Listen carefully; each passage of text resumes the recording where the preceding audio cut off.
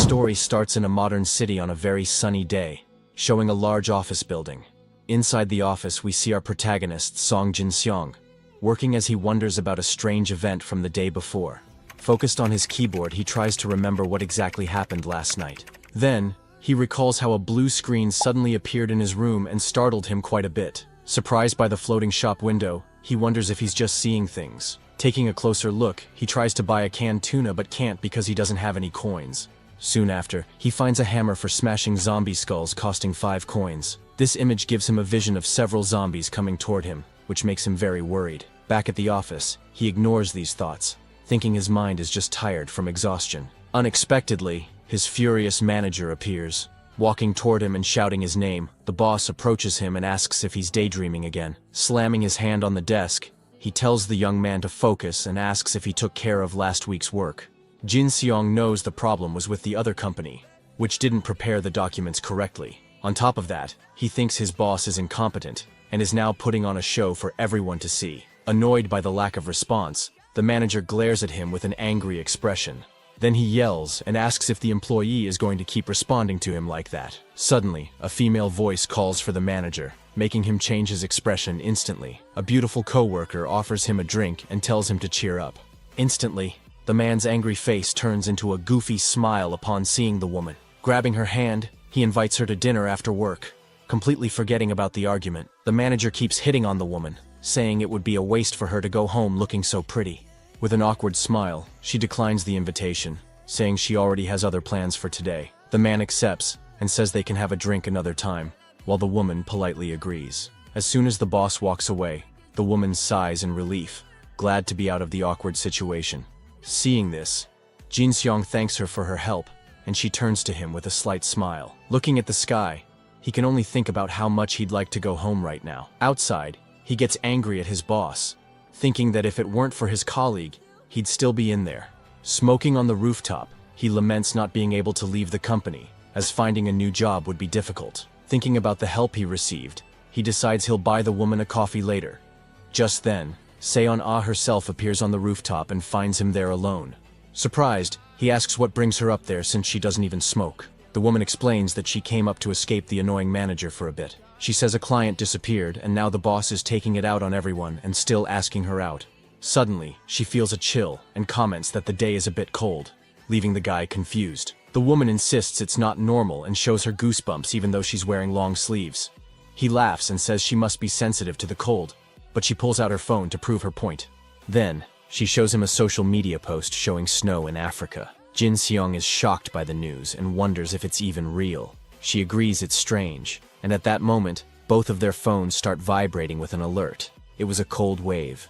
Warning in the middle of summer, and right after, another emergency notification arrives.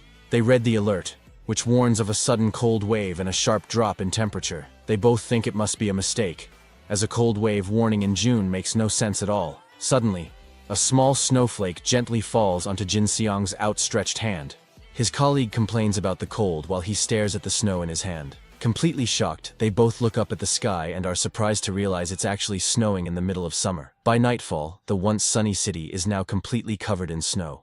Back in the office, the guy drinks something warm and thinks the world has finally gone crazy. Feeling it getting even colder, he decides to pack his things and head home right away. When he gets to the elevator, he sees the panel shows the 6th floor, so he calls it to go down. However, the elevator doesn't move, and he presses the button again, wondering if it's broken. Suddenly, a blast of icy wind hits him, making him hug himself and complain about the cold. With the status window in his head, he decides to take the stairs to leave quickly. As he goes down the steps, he keeps grumbling about the cold and the crazy weather.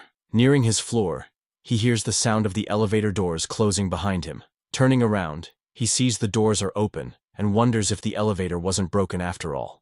The doors keep opening and closing on their own, and he finds the silence of the place strange. Suddenly, all the lights go out, and the hallway is plunged into darkness, making him very nervous. Finding the situation dangerous, he decides to forget his things and just get out of there as fast as possible. Soon after, he hears a weird sound of scraping metal coming from inside the office. It gives him the chills, and he decides he needs to grab his things and run out of that place. He carefully enters the dark office to get his belongings and leave quickly.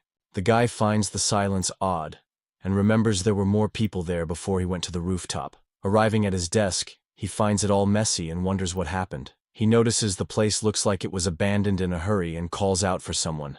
That strange sound from before and the mess give him a very bad feeling. Determined to leave as quickly as possible, he grabs his backpack to finally go home. At that moment, a scary shadow of a person appears on the wall behind him. Startled by the sudden presence, he quickly turns around to see who is there. Looking toward the meeting room, he feels that there's something inside. Walking toward it, he steps on something on the floor and realizes it's a dirty ID badge. He takes a step back and looks at the identification card on the floor with curiosity. As he picks up the badge, he sees it's covered in a red liquid and belongs to a colleague. Frightened by what he found, he falls backward and wonders what happened there. Desperate, he starts crawling away from the meeting room in great fear. His eyes widen in terror as he stares intently at the room's door. Very cautiously, he peeks through the blinds to try and see what's happening in there. Inside the dark room, he can only see a pair of glowing red eyes shining brightly. The creature inside is crouched on the floor and seems to be feeding on something. Completely terrified by the scene, he can't believe what he's seeing. The creature lifts its head, revealing a mouthful of red liquid and sharp teeth. The guy is shocked to see that the creature is one of his transformed co-workers. Realizing their eyes have met, he panics and starts running away. The monster leaps over the desks and pursues him, violently knocking Jinseong to the floor. Fallen and scared, he can't believe he's face to face with a real zombie. The creature lunges at him, but the young man manages to dodge the attack by a hair's breadth. Terrified by the situation, he wonders what kind of scary creature this is. Looking for a way out, he glances around and quickly grabs a chair to defend himself. With all his strength, he lifts the chair high and prepares to attack the monster. In an act of desperation, he hits the zombie's head with the chair in a powerful blow. The impact sends the creature flying, and the guy takes this chance to run away. Running for his life, he feels adrenaline and fear take over his body. To his despair, the monster gets up quickly and starts chasing him again, even faster. Seeing a nearby door, he runs to it and slams it shut to protect himself from the creature. The zombie starts pounding on the door violently, trying to break it down to get him. Using his full weight, Jin Shong struggles to keep the door closed. Hearing the frightening sounds from the other side, he's completely frozen with fear. Suddenly, the noise stops, and he sees the zombie slowly walking away down the dark hallway. With trembling hands, he continues to hold the door, still in disbelief about what just happened. Relieved, he slides down the wall and sits on the floor, trying to catch his breath. Still in shock, he stammers to himself that it was definitely a zombie. His phone vibrates, showing an emergency alert about a virus spreading through the city. Confused by the news about rabies, he runs a hand through his hair and complains about the whole situation. He remembers the creature he saw and is sure that it was a zombie, not rabies. Sitting on the floor, he picks up his phone to search for news and understand what's happening. Browsing a forum, he sees several reports of people being attacked and the world ending. Realizing the chaos, he wonders if this is related to yesterday's status window. The guy searches for information about the window but finds no results and dismisses the idea. Suddenly, his phone screen starts to glitch, and the image becomes completely distorted. He looks at the device, not understanding what's happening to his phone screen. Soon after, a message appears on the screen informing him that the connection has been lost. Desperate with the lack of communication, he wonders what he should do now. Putting his hands on his face, he realizes he's in a very difficult situation. Shivering from the cold, he feels his teeth chattering and complains about the low temperature of the place. Huddled on the stairs, he fears he'll freeze before the zombies even get him. Standing up, the young man decides he needs to hold on until a rescue team shows up. Checking his phone, he notices the battery is at 83% and should last for 2 days. With a determined look, he looks up and prepares to explore the building. Using his phone's flashlight to light the way, he starts climbing the stairs. Reaching the 7th floor, he sees that it houses the building's construction team. He enters the empty floor, hoping to find clothes or food to survive. He starts searching through the drawers, hoping to find something useful for his situation. In one of the drawers, he finds a clean, neatly folded dress shirt that he can wear. After changing his clothes, he feels much better and warmer to continue exploring. Now, his focus is on finding food, so he continues to search the floor's cabinets. With a smile on his face, he celebrates finding a backpack full of supplies. Inside the backpack, he finds food, water, and even a blanket to keep warm. He thanks the bag's unknown owner and puts it on his shoulders, ready for whatever comes next. With his supplies secured, he now needs to find a weapon to defend himself. Approaching a door, he is surprised to find a set of golf clubs. With an ironic smile, he realizes his boss's golf clubs might come in handy. He hangs his bag and the clubs on the staircase and prepares to wait out the night. Wrapped in the blanket, he wonders if the food will last for 3 days and if rescue will arrive. Looking out the window, he sees the snow falling outside and worries about his situation. The streets are in chaos with cars exploding and hordes of zombies everywhere. The blizzard is so strong that he knows it will be difficult for a rescue helicopter to arrive. Worried, he sits on the floor and wonders what he'll do if rescue takes a week. The cold gets worse and worse, and he huddles in the blanket, trying to stay warm. Suddenly, the status window he had seen before reappears in front of him. He remembers that the shop had winter clothes and thinks they would be very useful now. Looking at the items in the shop, he wonders how on earth he can get coins.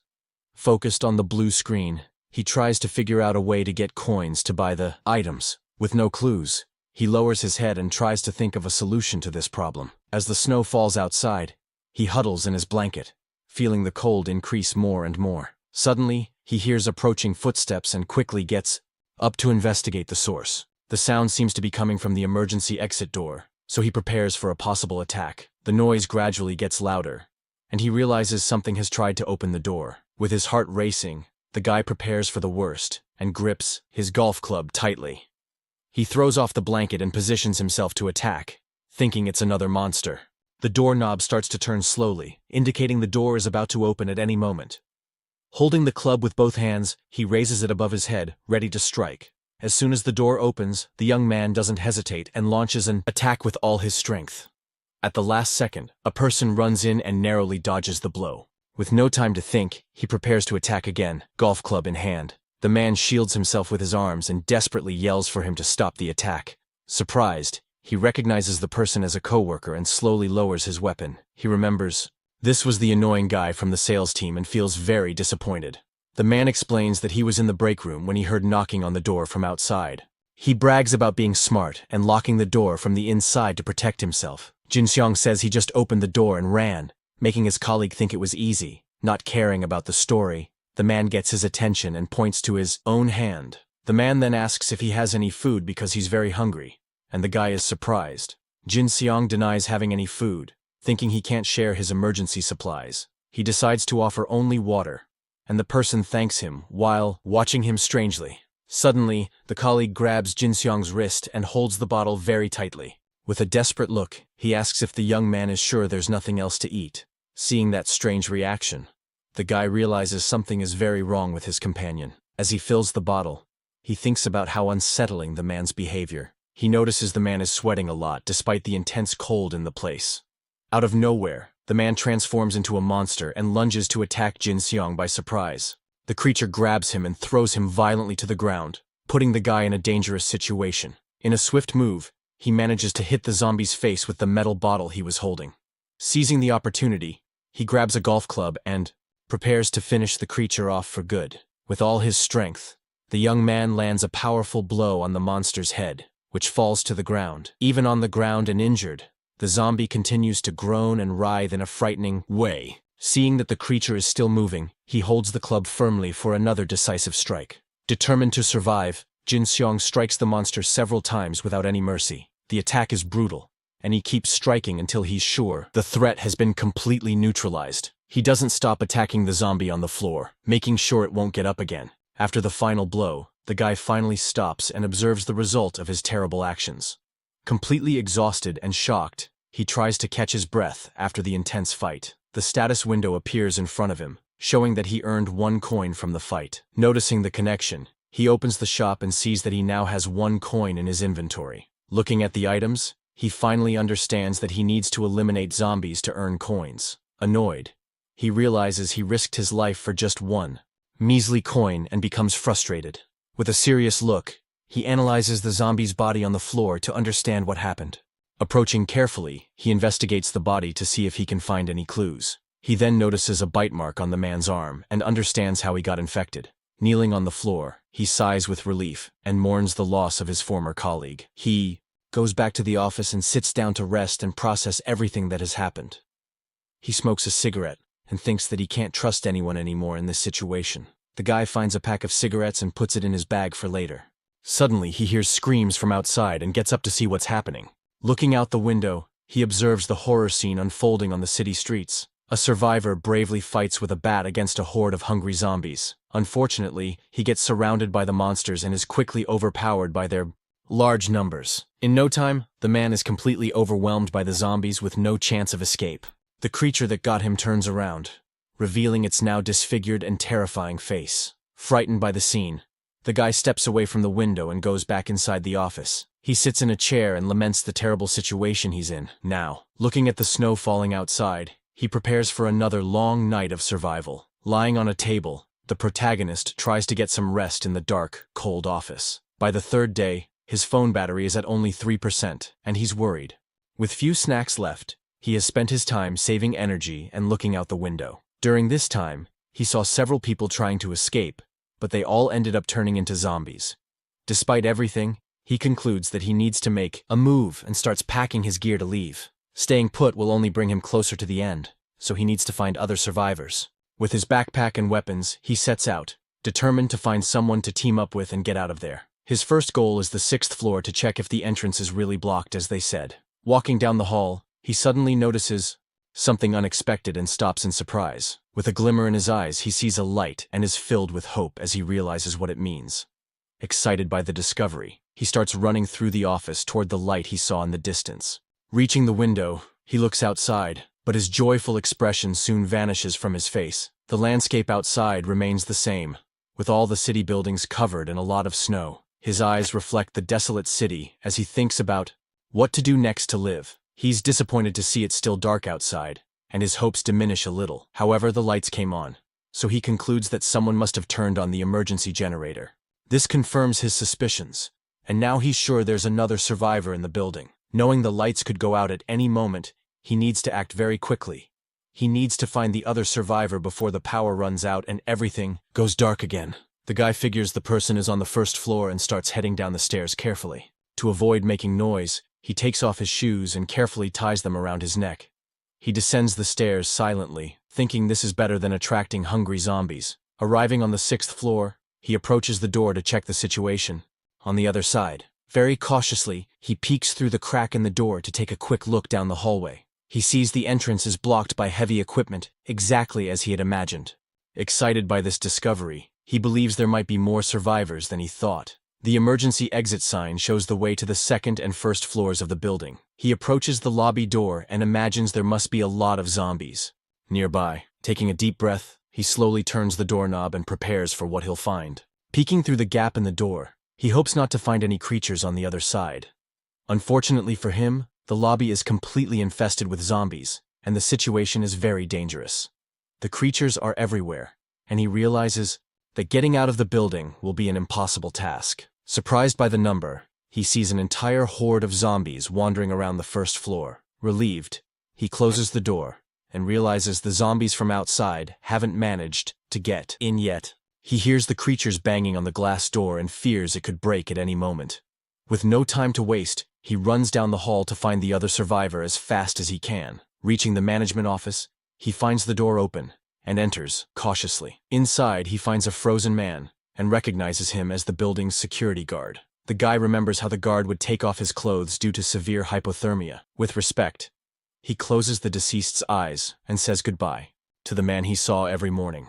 With his golf club in hand, he bids farewell to the security guard and wishes him to rest in peace. With no time to lose, he returns to the hallway and continues his search for the other survivor. The only place left is the security room, so he's sure someone is in there. He approaches the door and imagines there might be traps to protect against intruders. With a determined look, he realizes he needs to show that he's not a zombie or a threat. Outside, a zombie convulses bizarrely while making scary sounds in the hallway. Another monster approaches and starts screaming loudly, attracting the attention of other creatures. Knowing they have good hearing, he knocks on the door to get the attention of whoever is inside. With his breath held, he prepares to open the door very carefully and attentively. As the door creaks open, he's surprised by a quick and unexpected attack from inside the room. An improvised spear comes toward him, but he manages to block the blow with his golf club. Surprised by the attack, he recognizes the sound of the spear and understands what's happening. The other survivor also seems shocked to see that he attacked a human and not a monster.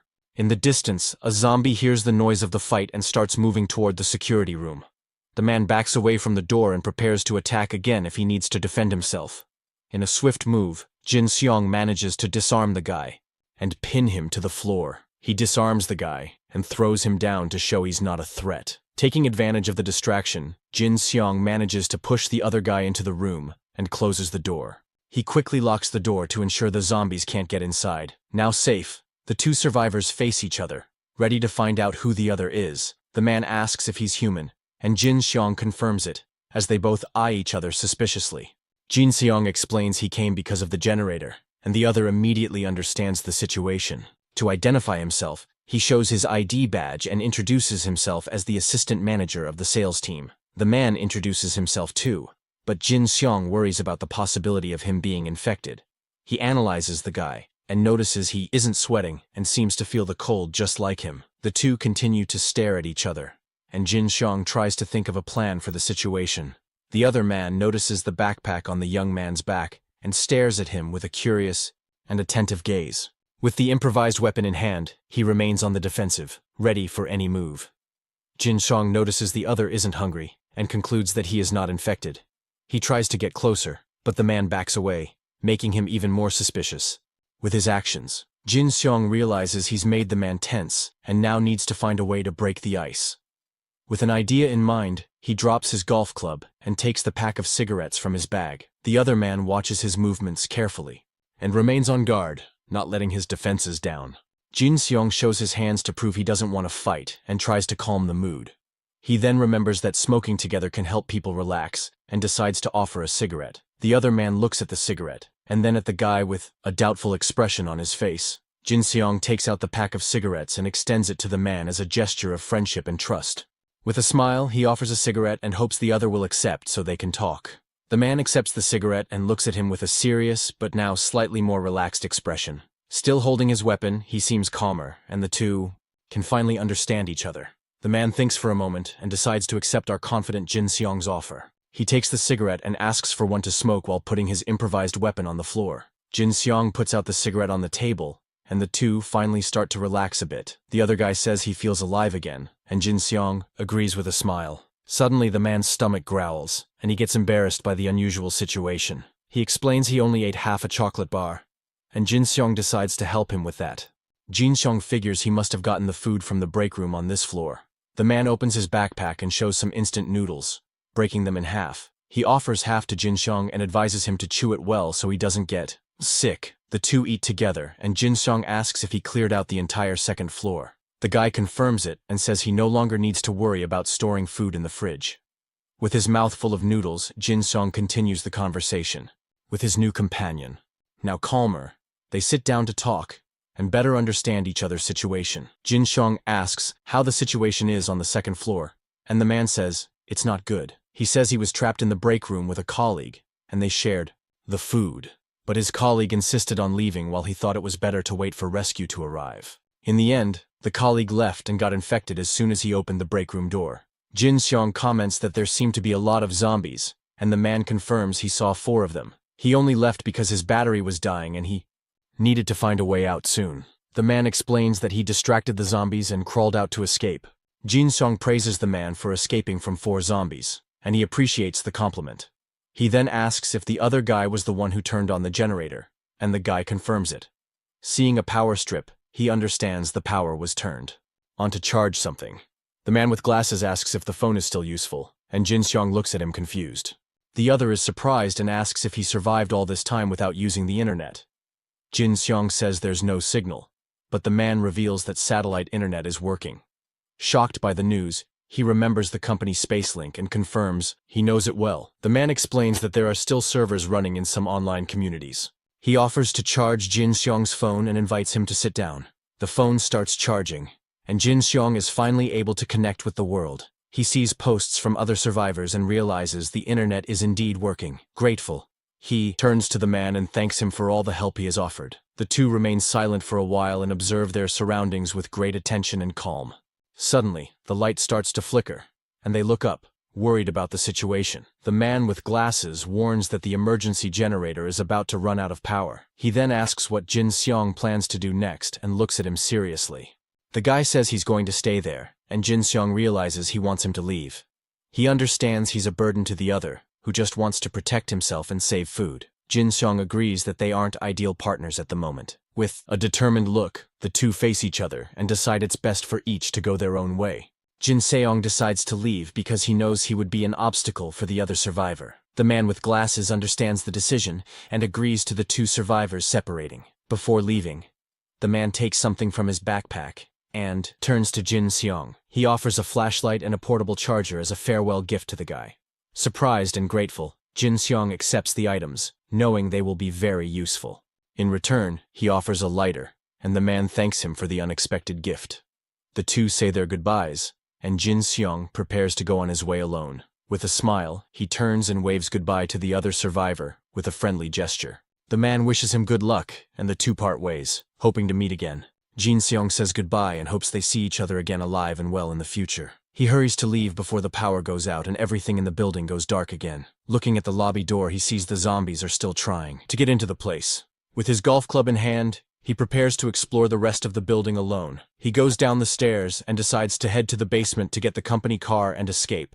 The parking lot is full of cars, and he realizes he can use one of them to get away. However, he wonders if leaving now is the best choice or a hasty decision. For now, he decides to go back up and gather more information before trying to flee the building. He climbs the stairs, determined to explore and find a safe way out of the place. Suddenly, the lights go out, and the hallway is plunged into total darkness again. Cautiously, he takes out the flashlight he received and prepares to continue his journey in the dark. With the flashlight in hand, he illuminates the dark hallway and gets ready to go up the stairs. He moves slowly and carefully, knowing the zombies might have moved to a different spot. Going up the stairs, he passes the 4th and 5th floors with great attention and caution. As the flashlight lights his way, he hears a strange noise from above and stops. He realizes there's someone on the floor above, and the probability of it being a zombie is high. With the golf club in hand, he prepares to face whatever is up there. Determined to survive, he decides to move forward and break any obstacle in his path. He leaves his bag and flashlight on the floor so he can fight with more freedom and agility.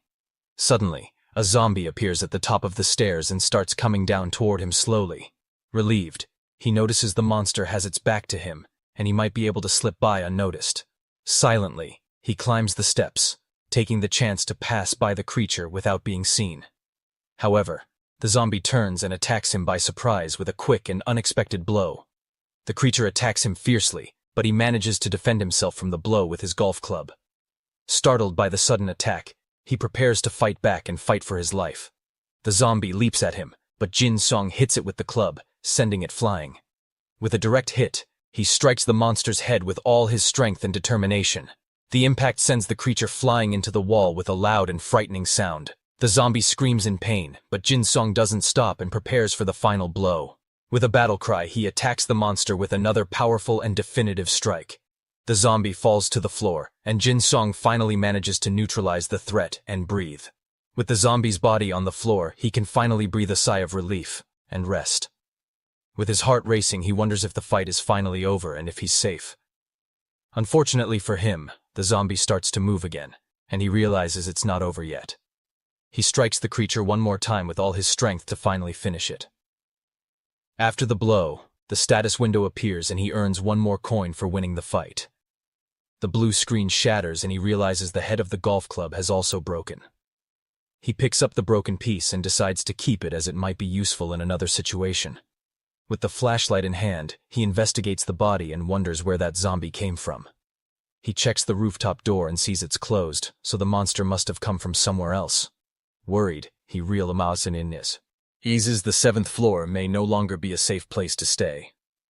He returns to the office and checks if the area is still secure and free of any threats. Relieved, he takes a deep breath and prepares to rest a bit after the intense fight. He drinks some water to calm down and thinks about the speed of the zombie he just faced. The creature was much faster than a normal human and seemed like a wild animal attacking. He realizes that if there had been 2 zombies, he would have perished, and he needs to find allies soon. He grabs his phone and decides to check the internet for more information about the zombies. In the survivors gallery, he sees hundreds of posts from people all over the country. He reads accounts of the temperature dropping and the difficulty of finding safe drinking water. Unfortunately, there isn't much new information about the zombies and their weaknesses right now.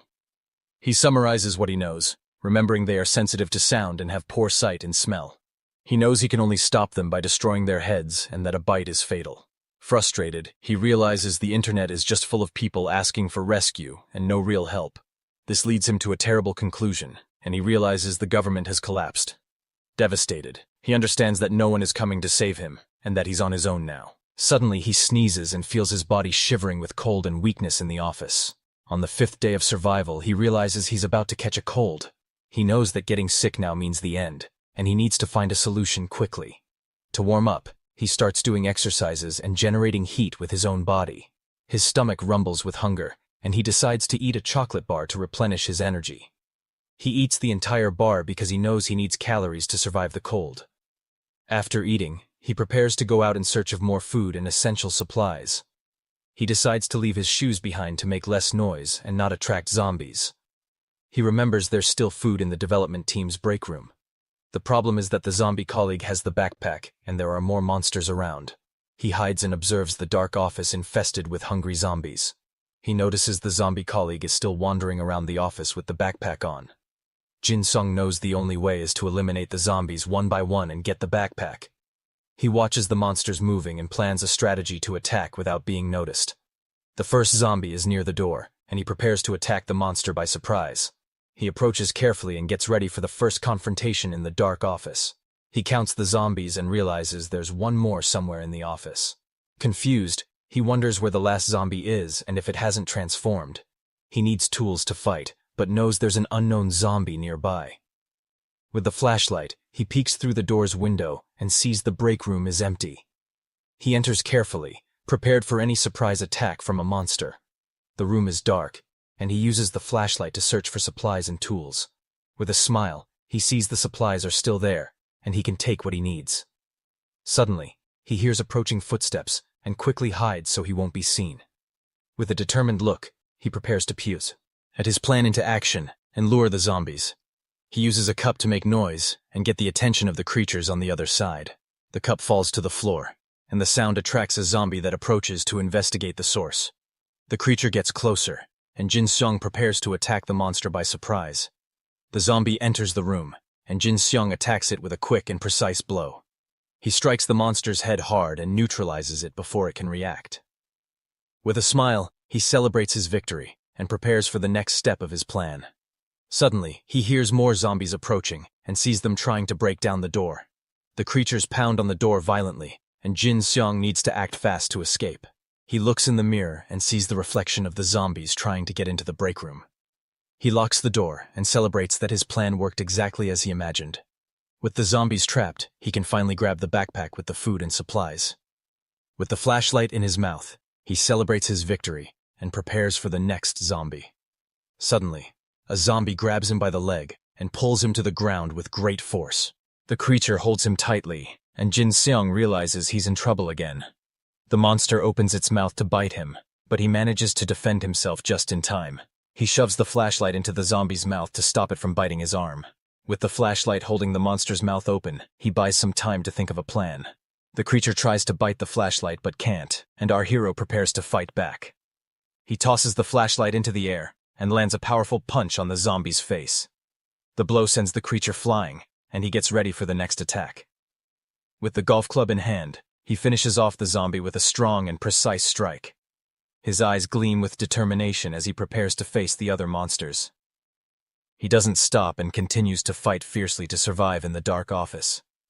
After the fight, he rests and tries to recover from the intense and tiring confrontation. Exhausted, he runs a hand through his hair and realizes there are still more zombies to face. He looks in the mirror and sees the bloody handprints of the zombies on the other side. With 2 more zombies to face, he prepares for the next round of the fight. He picks up his flashlight and gets ready to finish off the monsters once and for all. With the flashlight in his mouth, he needs to end the fight before more zombies show up. He lures the last 2 zombies into the room and prepares for the final showdown. The 2 monsters enter the room, and he gets ready to fight both of them at the same time. He throws the broken piece of the golf club, and one of the zombies gets distracted by the object. The other monster attacks him, but he manages to dodge and prepare for a counterattack. He uses the flashlight to blind the zombie and buy time to attack the other monster. With the zombie blinded, he prepares to attack the colleague with the backpack of supplies. The creature recovers and attacks him, but he manages to dodge and grab the object on the floor. With the piece of the club in his hand, he attacks the zombie with a swift and precise blow. He finishes off the creature and prepares to face the last zombie in the office. The last monster attacks him, but he manages to defend himself and strikes it with the broken club. The status window appears, and he earns 4 coins for his victory in the intense fight. He grabs the backpack from the zombie colleague and notices it's quite heavy with supplies. Now without a weapon, he decides to look for more supplies and tools in the office. He starts searching through desks and drawers for anything useful for his survival. In one of the drawers, he finds a portable charger and nutritional supplements. With a smile, he celebrates his luck and puts the new items in his backpack. Excited by the discovery, he decides to search the Development Team 2's area as well. He enters the room and starts looking for more useful supplies and tools. The guy manages to find a few things that will help him move forward. Happy with the result, he manages to find a charger and several supplements. With a full backpack and a flashlight in hand, he prepares for his next journey. He walks through the office, and now his goal is to explore another part of the building. Suddenly, he remembers the last zombie and worries about the possibility of an attack. Without a weapon, he knows he's in danger and decides to leave the office as quickly as possible. He runs through the dark hallway and steps on something on the floor, leaving a bloody mark. With the backpack in his arms, he finally manages to calm down and breathe a sigh of relief in the area. He laughs at the thought that he feels safe in the office, despite the chaotic situation outside. Tired, he hugs the backpack and allows himself to rest a bit after so much stress. He decides to check what he managed to get in the backpack and prepares to organize his items. Inside the backpack, he finds chips, chocolate pies, cookies, and instant noodles. With a huge smile, he celebrates his luck and is thankful for finding so much food. With these supplies, he knows he can survive for a month if he has drinking water. As the adrenaline wears off, he starts to feel cold and shiver in the dark, chilly office. His wet feet make the situation worse, and he decides to wash up a bit to get warm. He washes his feet with the icy water and complains about the intense cold he feels in his body. Suddenly, he notices a wound on his foot and worries about the possibility of infection. Shocked, he wonders if he was scratched by a zombie during the intense fight earlier. He remembers he wasn't bitten and tries to calm down to avoid panicking in the situation. With his phone in hand, he researches the infection and whether scratches can transform him. He finds a post from another survivor who was scratched and didn't transform. Relieved, he reads that only bites can turn people into hungry zombies. With this information, he can finally relax and prepare for the next day. Happy that he's not infected, he celebrates the news and feels much more relieved. He puts his phone away and gets up to continue his journey in the dark, cold office. However, the problem now is the cold, and he needs to find a way to warm up. He tears up the blanket and realizes his feet are freezing and he needs to warm them up quickly. With the status window in front of him, he opens the shop to see if there's anything useful for him. He looks for winter clothes and finds several options to protect himself from the cold. The shop offers clothes, boots, gloves, and winter hats, all costing 3 coins each. Frustrated, he complains that the items are sold separately and for the same high price, with no choice. He decides to buy the boots to protect his feet from the intense cold of the place. The boots appear in front of him, and he's surprised by the magic of the status window. He picks up the boots and tries them on, curious to see if they will fit his feet. The boots fit perfectly, and he realizes the items are customized for him. However, he knows the boots alone won't fix the cold, and he needs something more. He looks for more options in the shop but can't find anything that can help him in this situation. With a determined look, he continues to search for something that might solve his problem. Suddenly, he finds a mysterious item in the shop and decides to buy it to see what it is. He presses the purchase button and spends one of his coins to acquire the new item. A pair of sweatpants appears in front of him, and he's confused by the unexpected purchase. However, he uses a heat patch from the pants and feels a little more alive and warm. With his feet warm and a bit more comfort, he prepares for the next challenge. He complains about the price but knows the heat patch is essential for his survival. With the patch on his feet, he feels immediate relief and manages to warm up a bit.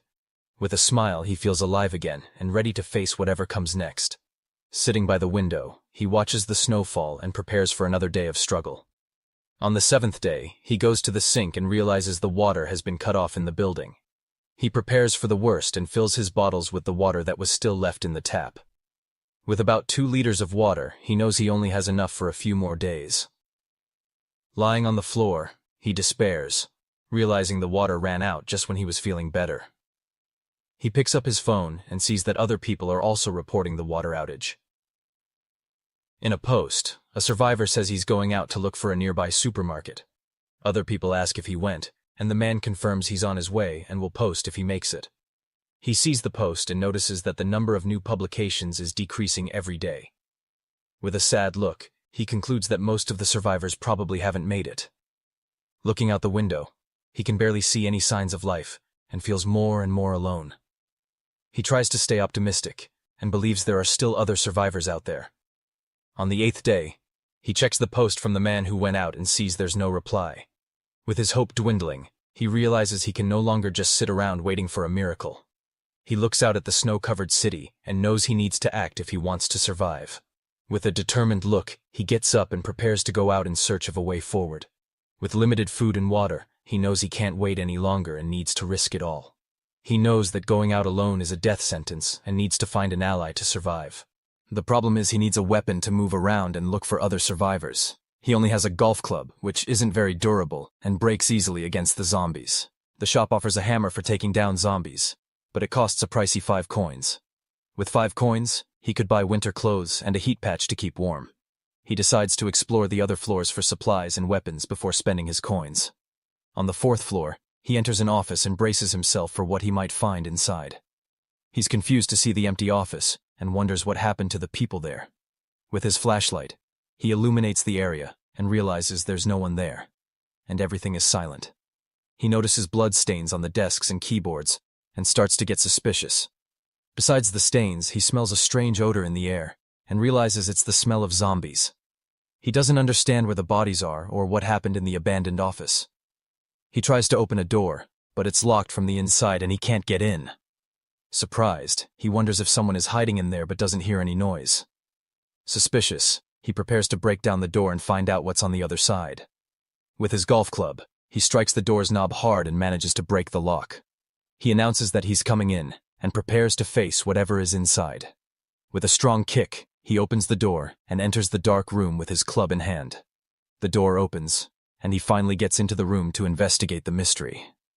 He sees several cabinets and drawers and gets ready to search for supplies and clues. Shocked, he turns around and sees a pile of zombie bodies in the corner of the dark room. He counts at least 10 bodies and wonders who was able to eliminate so many monsters. With a curious look, he wonders if there was someone that's strong in his company. He realizes the place has been searched and that there's nothing useful left for him.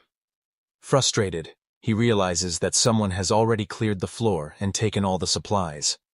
He wonders who was so thorough as to take everything from the abandoned office. He finds a mug and notices there's a note left by the other survivor.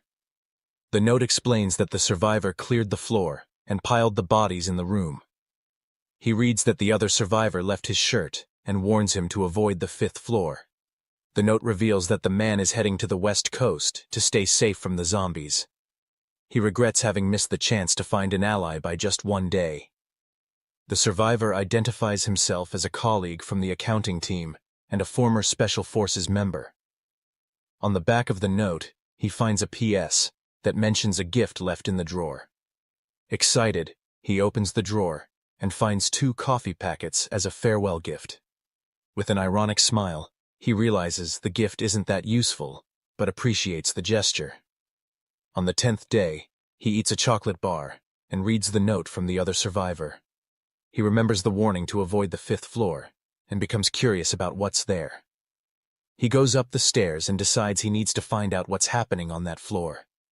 He approaches the door and prepares for the worst he might find on the other side. The tension rises, and he gets ready for another confrontation in the zombie-infested building. He wonders why the 5th floor is dangerous, since it's the president's office. He throws the paper away and decides to trust the other survivor's warning for now. He hasn't seen any signs of life since the day before, and feels increasingly alone. As time goes on, the chances of finding an ally decrease, and he needs to act fast. He doesn't want to miss another chance, and decides to look for survivors on the other floors. Looking at the blinds, he wonders, here's how many floors he'll have to check to find someone. Suddenly, a light flashes in the building across the street, and he realizes it might be a signal.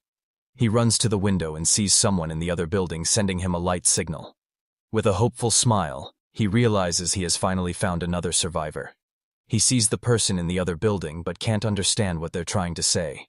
Confused, he tries to communicate with the other survivor, but the distance is a problem.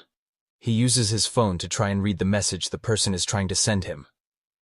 With the camera zoom, he's able to read the note and understands the message from the other side.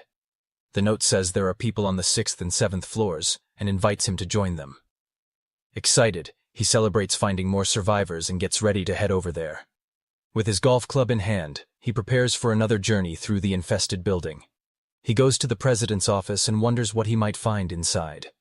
He enters the room and is met with an unexpected and very surprising scene. Instead of zombies, he finds a private gym belonging to the company's president. Shocked, he realizes the president had his own private gym in the office. He sees that the entrance isn't blocked and wonders if a survivor cleared the path. He approaches carefully and identifies himself as an employee from the building's 7th floor.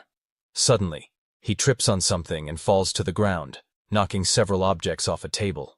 He notices the door was broken down and that something strange is going on in there. He senses a presence behind him and turns to see a frightening shadow approaching. A zombie attacks him from behind, but he manages to defend himself with the golf club just in time. The creature knocks him to the ground, and he struggles to get rid of the monster with all his might. He manages to push the zombie away, but the monster comes back at him ferociously. He kicks the zombie hard, sending it to the other side of the room to buy some time. With the monster down, he prepares to finish the creature off with his golf club. With the zombie on the floor, he prepares for one more strike to end the threat. He attacks the zombie with all his strength and finally manages to neutralize the scary creature. Exhausted, he cries with relief and recovers from the intense and dangerous confrontation. He gets up and looks for supplies in the room but doesn't find anything useful. A status window appears and he gains one less coin, leaving him confused by the situation. He wonders if the survivor from the other building was lying about the allies. Suddenly, he hears a noise coming from a locker and approaches to investigate. Relieved, he realizes the man didn't lie, and that there really is a survivor here. He prepares to open the locker and find the other survivor in the building. Hopeful, he gets ready to meet his new ally and fight for survival. He knocks on the door and says he doesn't want to hurt anyone and just wants to talk. He asks the person to identify themselves and says he came to join the others. Jin Seong introduces himself and says he's also an employee of the company from the sales team. With no response, he prepares to break down the door and enter the room by force. A voice asks if he's Assistant Manager Seong, and he's surprised by the question. The door opens, and he sees his co-worker, Seona, standing there in front of him. Shocked, he realizes she's been here the whole time, hidden and safe from the zombies. The two sit down to talk, and he understands that she was there from the beginning. She tells him that last night, someone knocked on the door urgently asking for help. With a bad feeling, she refused to open it, but the man broke the door down. She hid in the break room, and the man turned into a zombie shortly after. Scared, she heard him groaning and dragging himself down the dark office hallway. Jin Seong realizes that the zombie he eliminated was the man who attacked her. She asks if he has a weapon, and he points to the wooden spear in the corner. He notices the weapon is similar to the one the other survivor used and gets curious. The young woman explains that she sharpened a mop handle with a utility knife and that it's quite useful. He sees blood on the tip of the spear and realizes she's faced zombies before. However, he knows she could be a risk and a liability in a world like this. He prepares to leave, but she calls out to him and grabs his golf club to help. She says he's going to need a weapon and joins him in the fight for survival. She holds his arm and begs him not to leave her alone in the building. He apologizes but knows he can't risk his life for her at that moment. With tears in her eyes, she says she won't be able to survive on her own and asks for his help.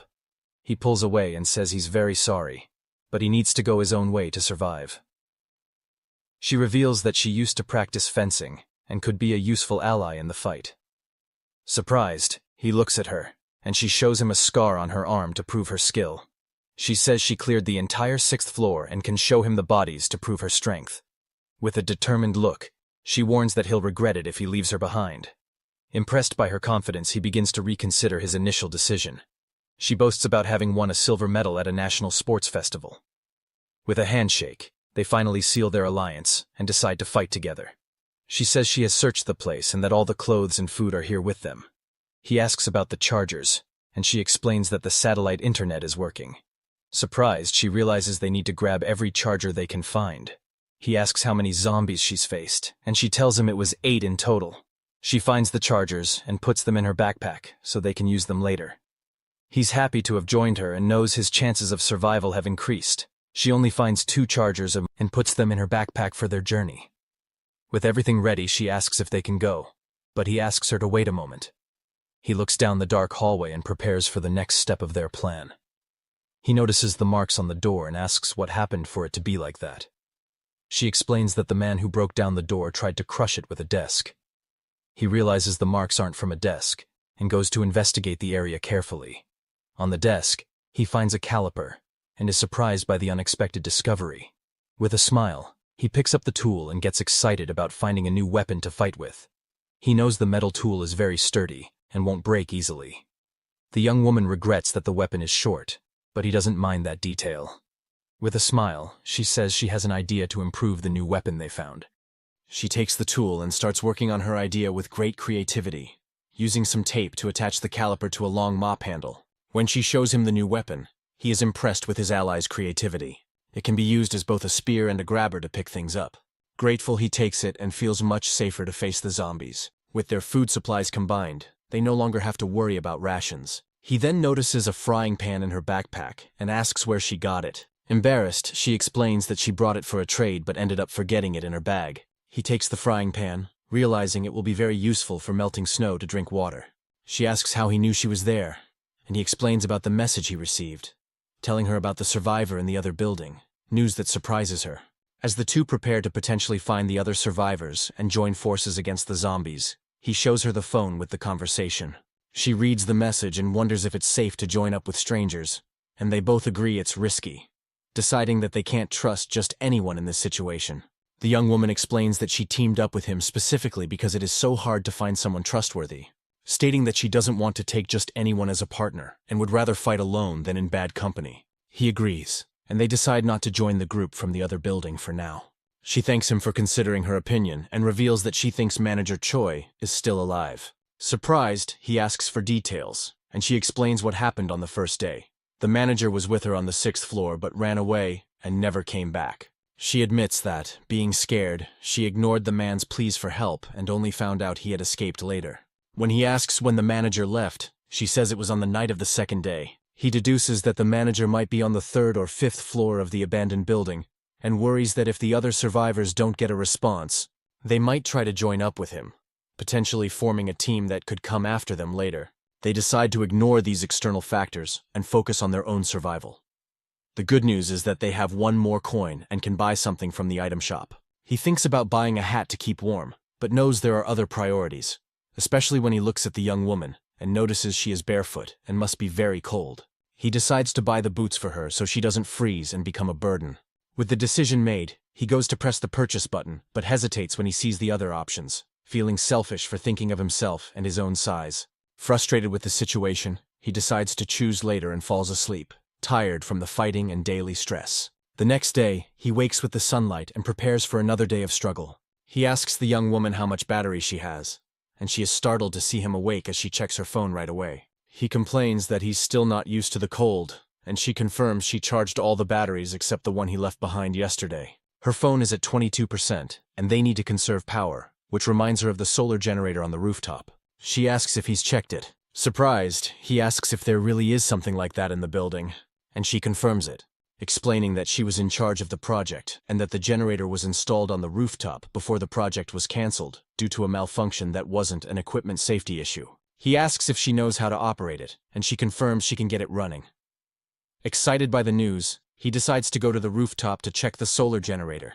They open the rooftop door with difficulty because of the snow piled up outside, and with great effort, they manage to open it and step out onto the snow-covered rooftop, complaining exhaustedly about how hard it was. Looking up at the top of the building, he asks if the generator is really up there, and after she confirms it, they get ready to climb up. He finds the temporary ladder, but it's frozen and won't come down, so they decide to climb without it. He asks if she can make it, and the young woman offers to go up if he helps her reach the top safely. He agrees, getting ready to give her a boost with his hands on her feet.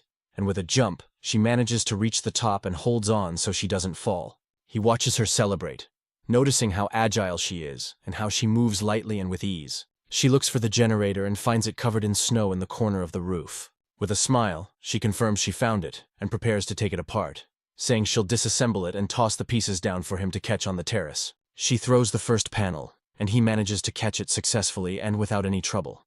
And the second panel is caught just as easily.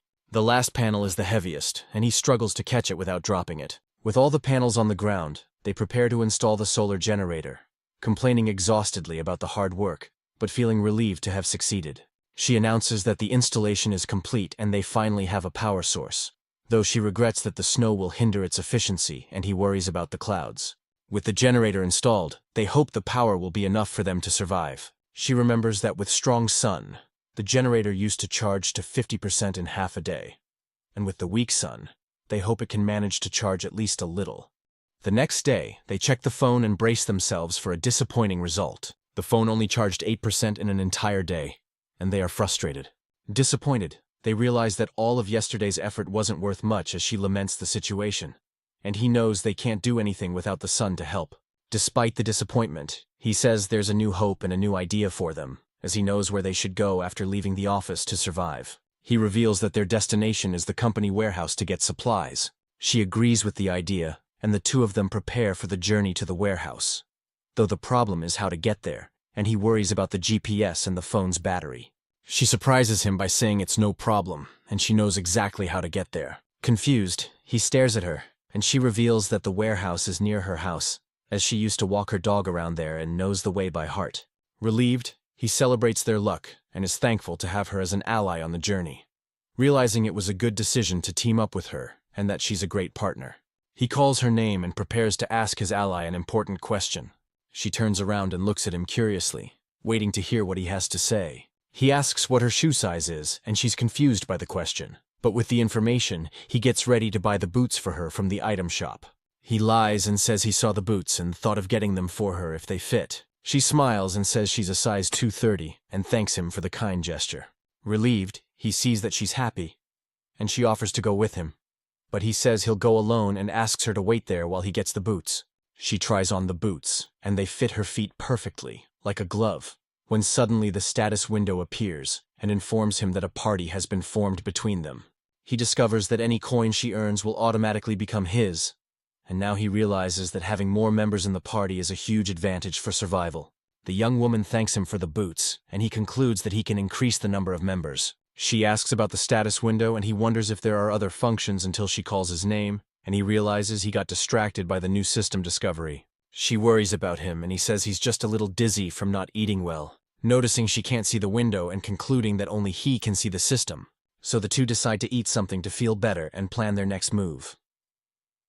On the 14th day, the water runs out and he feels very thirsty and weak, so he agrees they need to melt snow and prepares for the difficult task. The young woman says she'll get papers and documents to help start the fire, and they decide to make the fire on the terrace so they don't cause a fire inside the building. On the terrace, he worries that the smoke might attract looters hiding nearby, knowing that looters are dangerous and travel in groups committing crimes. He lights the fire with the lighter and gets ready to melt the snow and drink water. The fire catches, and they watch the flames with hope and relief in their eyes as they warm themselves by the fire and feel the pleasant heat on their frozen bodies. The young woman feels alive again with the warmth of the fire and smiles, and relieved by the sensation, she places the frying pan on the fire and starts melting the snow so they can drink water. The snow melts and they finally have drinking water to quench their thirst and survive. They drink the warm water and feel refreshed and more energetic to keep going. He gets emotional drinking warm water for the first time in a long while, and gives thanks while the young woman cries with joy and feels grateful to have found a little bit of comfort. They sit by the fire and feel happy that they didn't give up the fight, deciding they will fight until the end and survive the zombie apocalypse together. On the morning of the 15th day, he wakes up to the young woman urgently calling him. She wakes him up and he gets up startled, not understanding what's happening. He asks what's wrong, and she covers him with the blanket to keep him warm before pointing to the building across the street and saying the other survivors sent a message. Surprised, he asks what the message says, and she looks at him with a worried expression. revealing that the other survivors are coming to their building to meet up. He gets up quickly and prepares for the arrival of the new allies in the building as the tension rises, and they prepare for the meeting with the other survivors. With their imminent arrival, they hope the new allies will be trustworthy and strong. As the message says, they are coming to their building to join their group. He asks when she saw the note, and she says she woke him up as soon as she saw it, warning that they moved fast and will be outside soon. They worry that the fire attracted the others, and that they might be looters, and since they don't know them, they decide not to join their group to avoid any danger. Suddenly, she points outside and warns that the other survivors have already arrived, and they see 3 masked men approaching the building with weapons and backpacks. Shocked by how fast they were, they prepare for the worst that might happen next, and rush to pack their things and prepare for a possible confrontation. Meanwhile, the men fight off the zombies outside with great skill. They move quickly and fight systematically to take out the creatures, and in a short time, they manage to clear the area and get ready to enter the building. Jin Seong calculates that it will take them 15 minutes at most to reach them. So he finishes packing his things and asks if the young woman is ready to go. She says she's almost ready and they prepare to flee the location.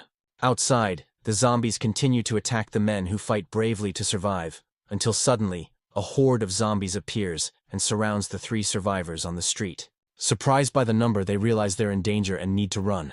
Shouting to run and start fleeing from the zombies that pursue them ferociously.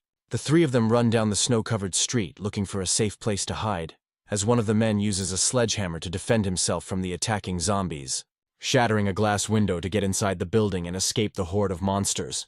Armed with a sledgehammer, one man smashes the window and the other gets inside the building to escape the zombies. Jin Seong then gets annoyed and complains about their situation.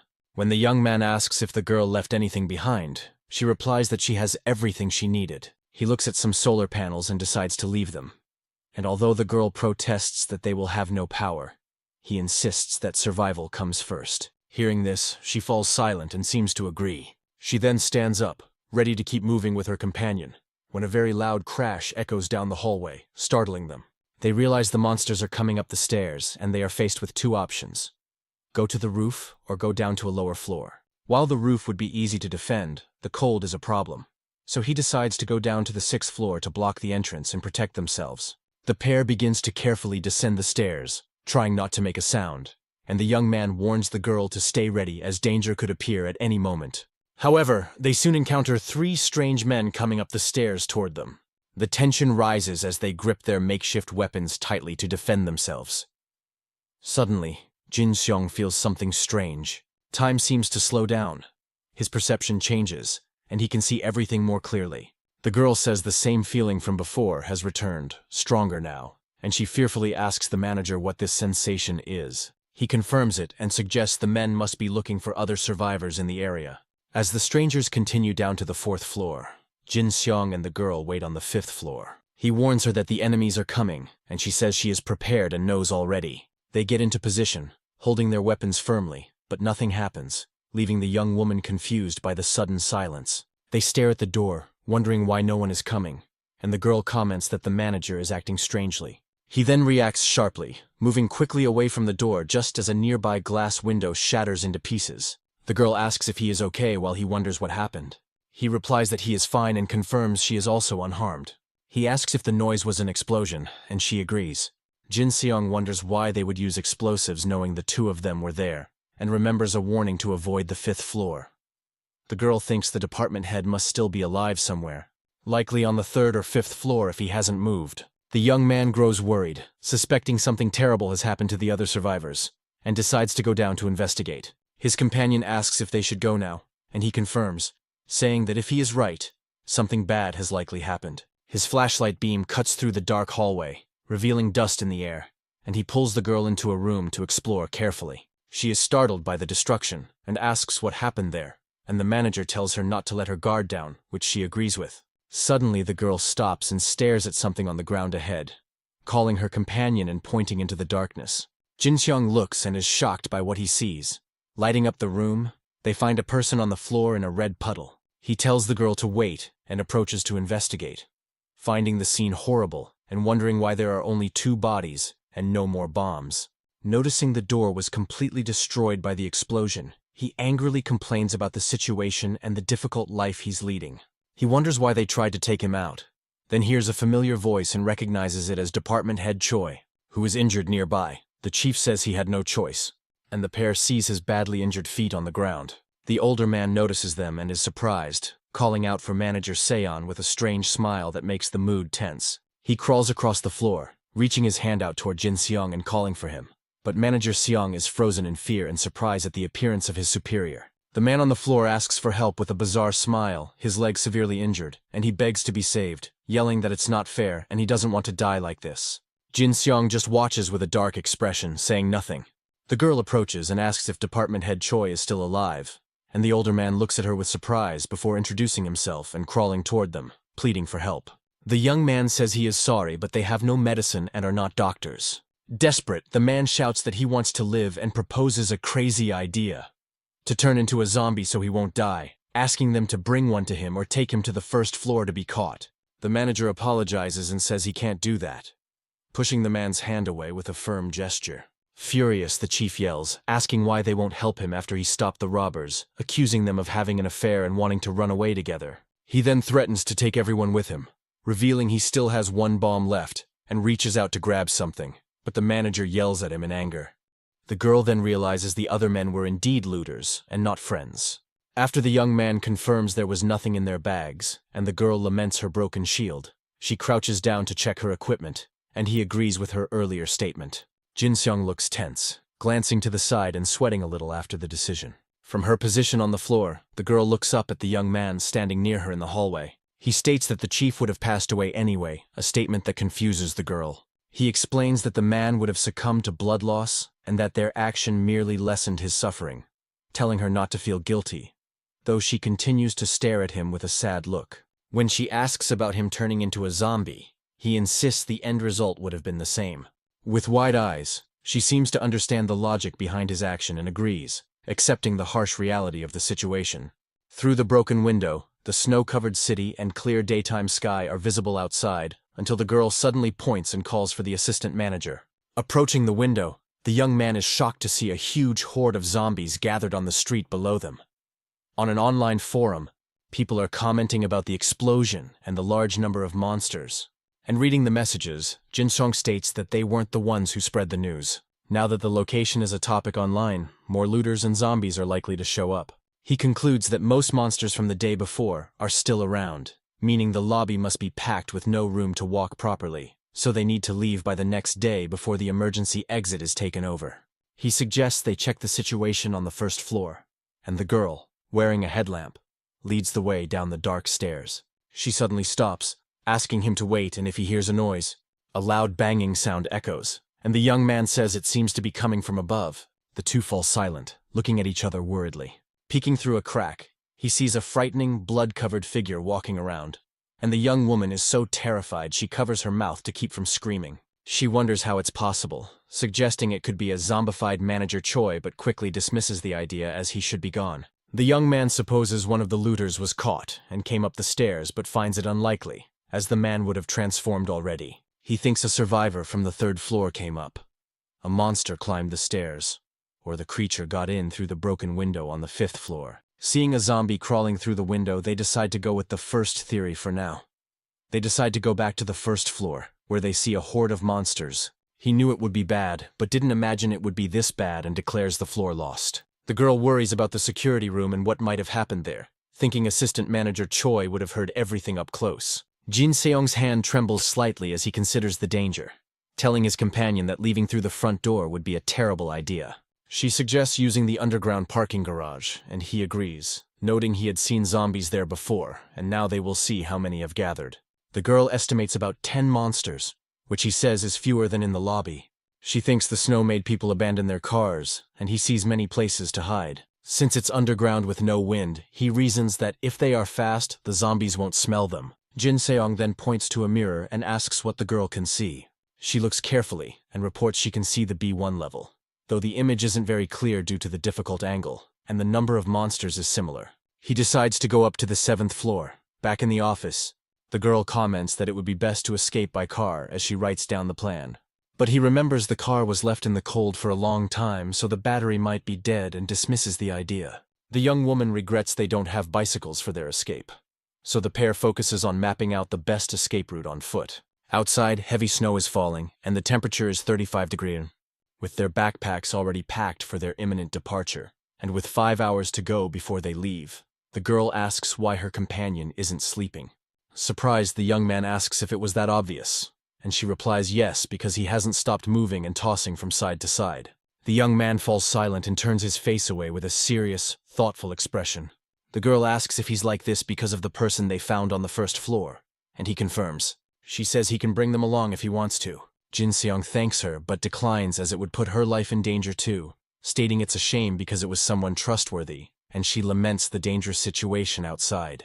While they are lying down, he asks if the person can join them, and she agrees. Suddenly, he gets up from the table, surprising his companion, grabs his phone, and says he's going to use it for a moment, apologizing for the brightness. With a smile, the girl agrees and allows him to use the device, and he sends a message to the assistant manager setting up a meeting at 6 in the morning. On the 17th day of survival, they prepare to leave at 5:40 in the morning. The young man checks the post and sees there are no comments, just 2 anonymous replies. Despite the lack of a response, he thinks they might be waiting and decides to go anyway. Going down the stairs, the pair passes through the floors until they reach the first level of the building. Arriving at the meeting point, they realize there's no one waiting for them there. The girl comments that it's only been 3 minutes past the time and asks if they should wait. Outside, the snow continues to fall heavily, and time passes slowly for the pair until the phone's clock shows 6:05 in the morning, and no one has shown up yet. Jin Song concludes that they're not coming, and that there's nothing more to do there when suddenly he notices a zombie that wasn't there before, and the girl confirms it wasn't. The young man decides they need to deal with that monster, and stick to the original plan as the girl observes that the zombies really do wander around the same place as she saw. The young man notices that some monsters just stand still before they start to move, and crouching behind a car, he prepares to move forward as a zombie approaches. The pair look at each other for a moment, and prepare for the fight against the creature. The young man then stands up from behind the car and comes face to face with the scary zombie. So he drags his foot on the ground to get the monster's attention and lure it away. Hearing the noise, the creature slowly turns its head in the direction of the sound it heard, and the zombie then starts walking strangely toward the noise it heard. With a growl, the monster reveals its frightening face and prepares to attack. Suddenly, the creature runs toward Jin Xiong with its mouth open to bite, and the zombie screams desperately as it rushes toward the young man, who just gives a slight smile and prepares to take down the monster easily. With a precise strike, he hits the creature's head with his makeshift spear. The girl also attacks, and a notification appears saying that 1 coin has been obtained. The coin goes to the group leader, and the young man gives his partner a thumbs up, and the young woman seems happy and relieved to have gotten the reward for her effort.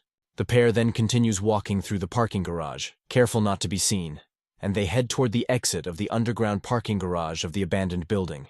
Finally, they get outside and feel the intense cold of the snow-covered street everywhere. The young man says if they sleep outside, they might not survive and suggests a destination, and so the pair starts running through the snow-covered streets, dodging cars while in the distance they spot a lone zombie wandering aimlessly through the snow in the city. The young man comments that progress is slow, but it's better than getting caught and having to fight. And finally, they spot their destination, which is the Qianjiang stream in the middle of the city. The young man warns them to walk carefully as there are many monsters near the police station. And with 30 meters to go, the pair can see their objective and prepares to move forward cautiously. They continue walking, and the distance to their destination shrinks to 17 meters, as Jin Xiong stays focused on the path and thinks that everything is going well as planned. Suddenly, a strong gust of wind starts to blow, carrying the snow and their scent with it, and the young man panics because the wind will spread their scent, and the girl points in a direction. Near the police station, the zombies begin to catch the scent and become alert to the human presence. Then, one of the monsters turns his head toward the pair and realizes they are nearby, and immediately a group of zombies starts running toward the two to attack without a second thought. The girl gets desperate and asks her companion what they can do now, as he thinks that going down to the stream is not an option, as that would be the end for them, because even if the monsters can't get down properly, they could roll down and attract even more zombies. And the horde on the stairs proves that the noise would attract a crowd of hungry creatures. The only way out is to get into a building, but he wonders where they could hide. Unfortunately, the places with open entrances are already full of monsters everywhere, and if they break a window to get in, the noise will attract all the zombies in the area. The girl then yells that they need to do something fast before it's too late, and she points to the left and yells for him to look in that direction quickly, as the young woman spots a parked bus on the left and seems to have an idea for their escape. The pair tries to open the bus door with all their strength, but it doesn't move an inch, and the girl suggests breaking the window. But the young man stops her when he sees something inside the vehicle. To their surprise, the bus key is in the ignition, ready to be used. With his makeshift spear, he prepares to break the glass of the bus door, and the young man grits his teeth with determination as he prepares for the final blow. Using all his strength, he manages to break the door's glass and create a way through. The girl gets on the bus first, and the young man follows her right after into the vehicle. And seeing the zombies approaching, the girl yells for the assistant manager to hurry. Once inside the bus, Jinseong tries to close the door to block the monsters from entering. He struggles to hold the door, but fears the zombies will manage to get into the vehicle while outside a horde of zombies rapidly approaches the bus, trying to invade it. Sitting in the driver's seat, he tries to start the bus, but the vehicle doesn't respond, and realizing the door won't hold, he decides he needs to block the entrance somehow. The girl understands the plan and runs to help hold the bus door. The pair struggles to hold the door while she begs for the plan to work, and the bus wheels spin in the snow, but the vehicle can't get out of place. So the pair grows worried as they realize the bus is stuck in the snow and won't move. The girl looks at the door in desperation as she pleads for the bus to work. And the young man also becomes desperate, breaking into a cold sweat over their dangerous situation. The young woman yells that the zombies are coming, and the young man wonders why the bus isn't working. A zombie tries to get on the bus, while the pair begs for the engine to finally start, and the young man yells at the monster to get out and attacks it through the door with his makeshift weapon. With a strong blow, he pushes the creature away, buying them precious time to escape. The pair remains desperate and tense, trying to get the bus moving to escape. And with his eyes fixed on the road, the protagonist concentrates on starting the vehicle's engine. He then stomps on the accelerator with all his might to try to get the bus to move. Suddenly, the bus lurches forward, and the girl loses her balance, falling to the floor. The young man asks if she's okay, and the girl quickly gets up, confirming that she is. He then tells her to hold on tight because the situation is still dangerous. Finally, the bus starts to move, and they manage to escape from the horde of monsters, as the vehicle slides through the snow and passes a building just as the sun begins to rise. Relieved, the young man continues to drive carefully so as not to lose control of the bus, keeping his foot on the accelerator to gain distance from the zombies left behind. And so the green bus continues on its way through the snow-covered city streets, until suddenly, he realizes the road is frozen and becomes worried about the danger. The young man tries to use the handbrake, but the bus starts to skid out of control, and its side mirror hits a pole, sending sparks flying from the impact. Inside the bus, the girl looks on in fear and braces for a possible hard crash, shutting her eyes tightly and gritting her teeth as she expects the worst to happen next, until the bus finally comes to a stop sideways in the middle of the street after skidding on the ice. The girl breathes a sigh of relief inside the bus and holds on tight to the metal bar, while the young man says they managed to block the door and have solved the immediate problem. But remembering the monsters outside, the pair wonders what to do now that they're trapped, as the zombies continue to pound on the bus windows without stopping for a second. He comments that they need something to draw the monsters' attention away from there, and the girl warns that more zombies are coming and he fears the bus might tip over. Monster hands cover the window and he thinks it's ridiculous to end up like this, becoming desperate and wondering how they came so far only to fail now. Suddenly, a shopping cart flies out of a store and crashes hard into a car, and the loud noise of the crash gets the attention of all the nearby zombies. So the horde of monsters then turns and runs toward the sound, abandoning the bus. The young woman falls to the bus floor and looks back with a relieved expression on her face, saying they survived. And the young man agrees it was a very close call as Jinseong looks out the window with a thoughtful and slightly intrigued expression. The girl says some zombies stayed behind but they should fall, and he asks if she saw the location. She points to a building and says the object seems to have fallen from up there, estimating it was thrown from the second or third floor of that building, before wondering who could have done that. And the young man says he's not sure. The young woman suggests it could be a survivor with some humanity left, and becomes hopeful until suddenly, she excitedly points at something and yells that she found something there. And looking out the window, the pair sees a person waving from a building and realize they were helped. The young man thinks it's a woman because of the hair, and she notices the person's binoculars. Surprised, he asks if it's true, and the young woman looks more closely at the mysterious figure who, with the binoculars, observes the pair of survivors from a distance, and through the lens, shows a phone with a thank you message written on the screen. And after showing the message, the person lowers the binoculars and continues to watch the pair. The young man says the person is giving a thumbs up, and that there's still humanity left, and the girl agrees, saying it would be sad to think all survivors are looters. He says he ate all the food before meeting her, and she is surprised by the revelation. The young woman laughs at the situation, and jokes about who would have thought they would get a frying pan, then suggests there must be ramen at the logistics warehouse where they are heading. The young man agrees, and they decide to eat ramen as soon as they reach their final destination. Later, Jin Seong wakes up and feels the intense cold inside the park bus, where the pair seems to be shivering from the cold, wrapped in blankets to get a little warm. He asks if she's okay, and the girl asks if he's awake, looking sick. And the young man notices her face is pale, and suddenly he sneezes from the cold, thinking he's not well, and that the bus didn't protect them from the cold as he had hoped. The young man says she woke up because of the cold, and she agrees, but says she's fine. He holds her hand to warm it up a little, and realizes how cold she is, noticing her lips are bluish and that she's shivering a lot, but so is he. So he says they need to get warm or they won't be able to move, and she suggests a fire. The young man is silent for a moment and seems to be thinking of a solution for the cold, before he then gets up and decides to make a fire.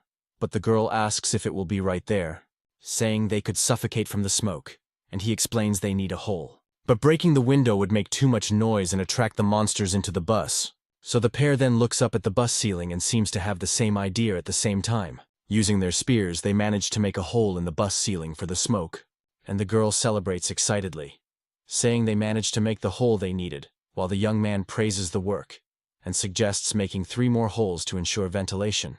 So the smoke begins to escape through the holes in the ceiling as the snow continues to fall outside while they are sitting around the fire, warming up, and he comments that the paper was useful. The girl calls the assistant manager and approaches him with something to show, showing a post on her phone and asking what he thinks of what she found online. The post is from the person who helped them, and she asks if she can join their group.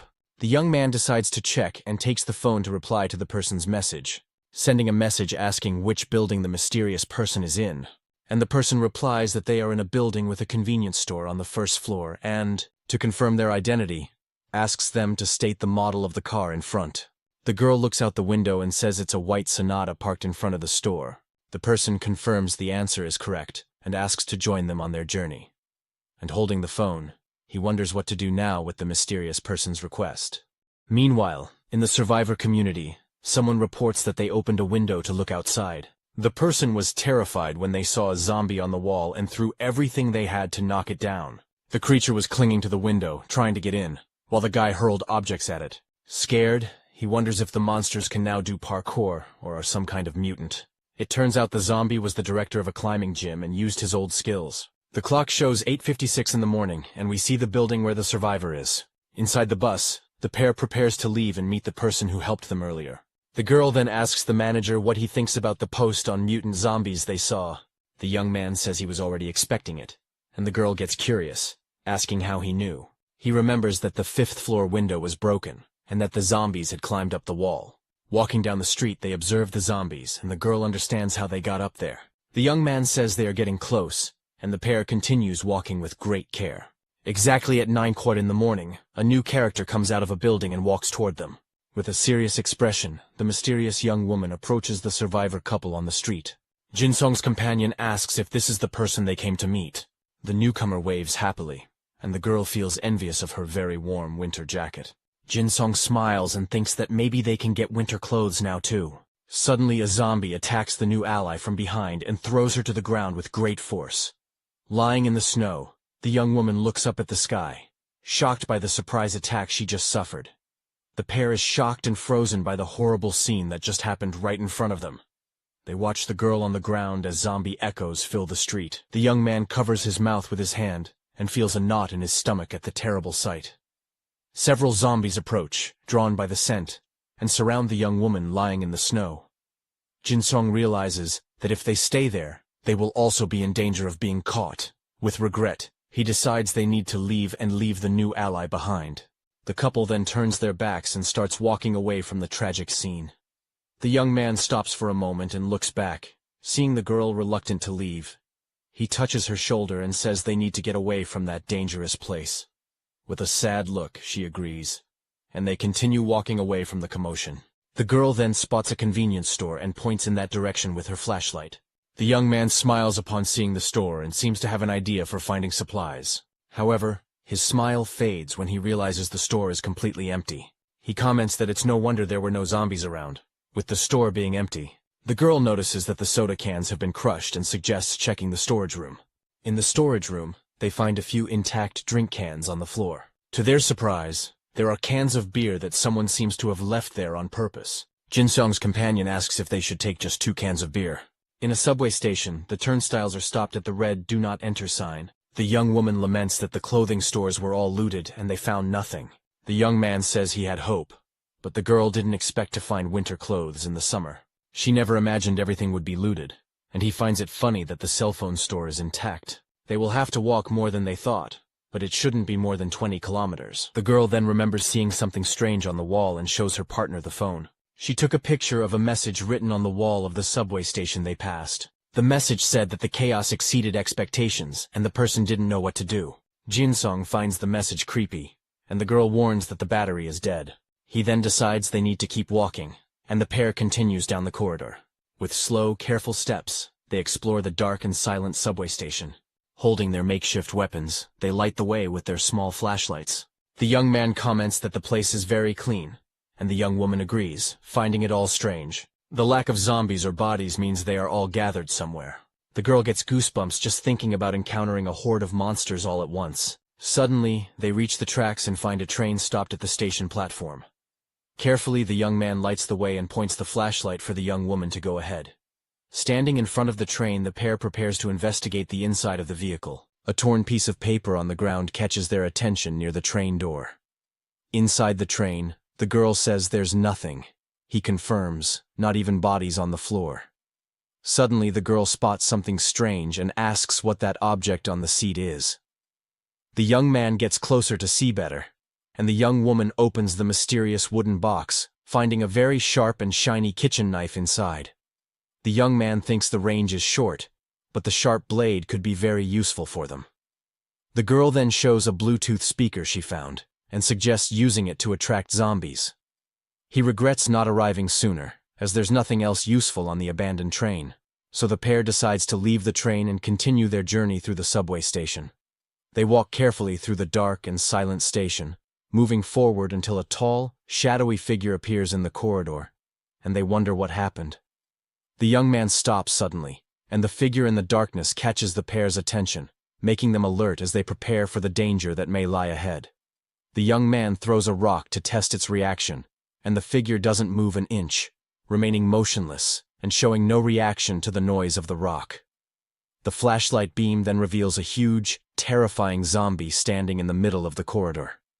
The young man is impressed by the monster's size, and the girl recognizes it immediately, explaining that he was a professional baseball player before retiring from the sport. Jin-seong understands the reason for the monster's physique and decides to avoid a fight if possible, so the pair tries to pass the zombie silently so as not to draw its attention. Suddenly, the monster lets out a growl and turns toward the survivors, startling the couple, who freeze in fear as the zombie turns its head and looks directly at the pair with its lifeless eyes. When the monster's eyes suddenly glow, the young man realizes that a confrontation is inevitable and says to use the same plan as before. So the girl runs to distract the monster while he holds his spear firmly and prepares for the attack.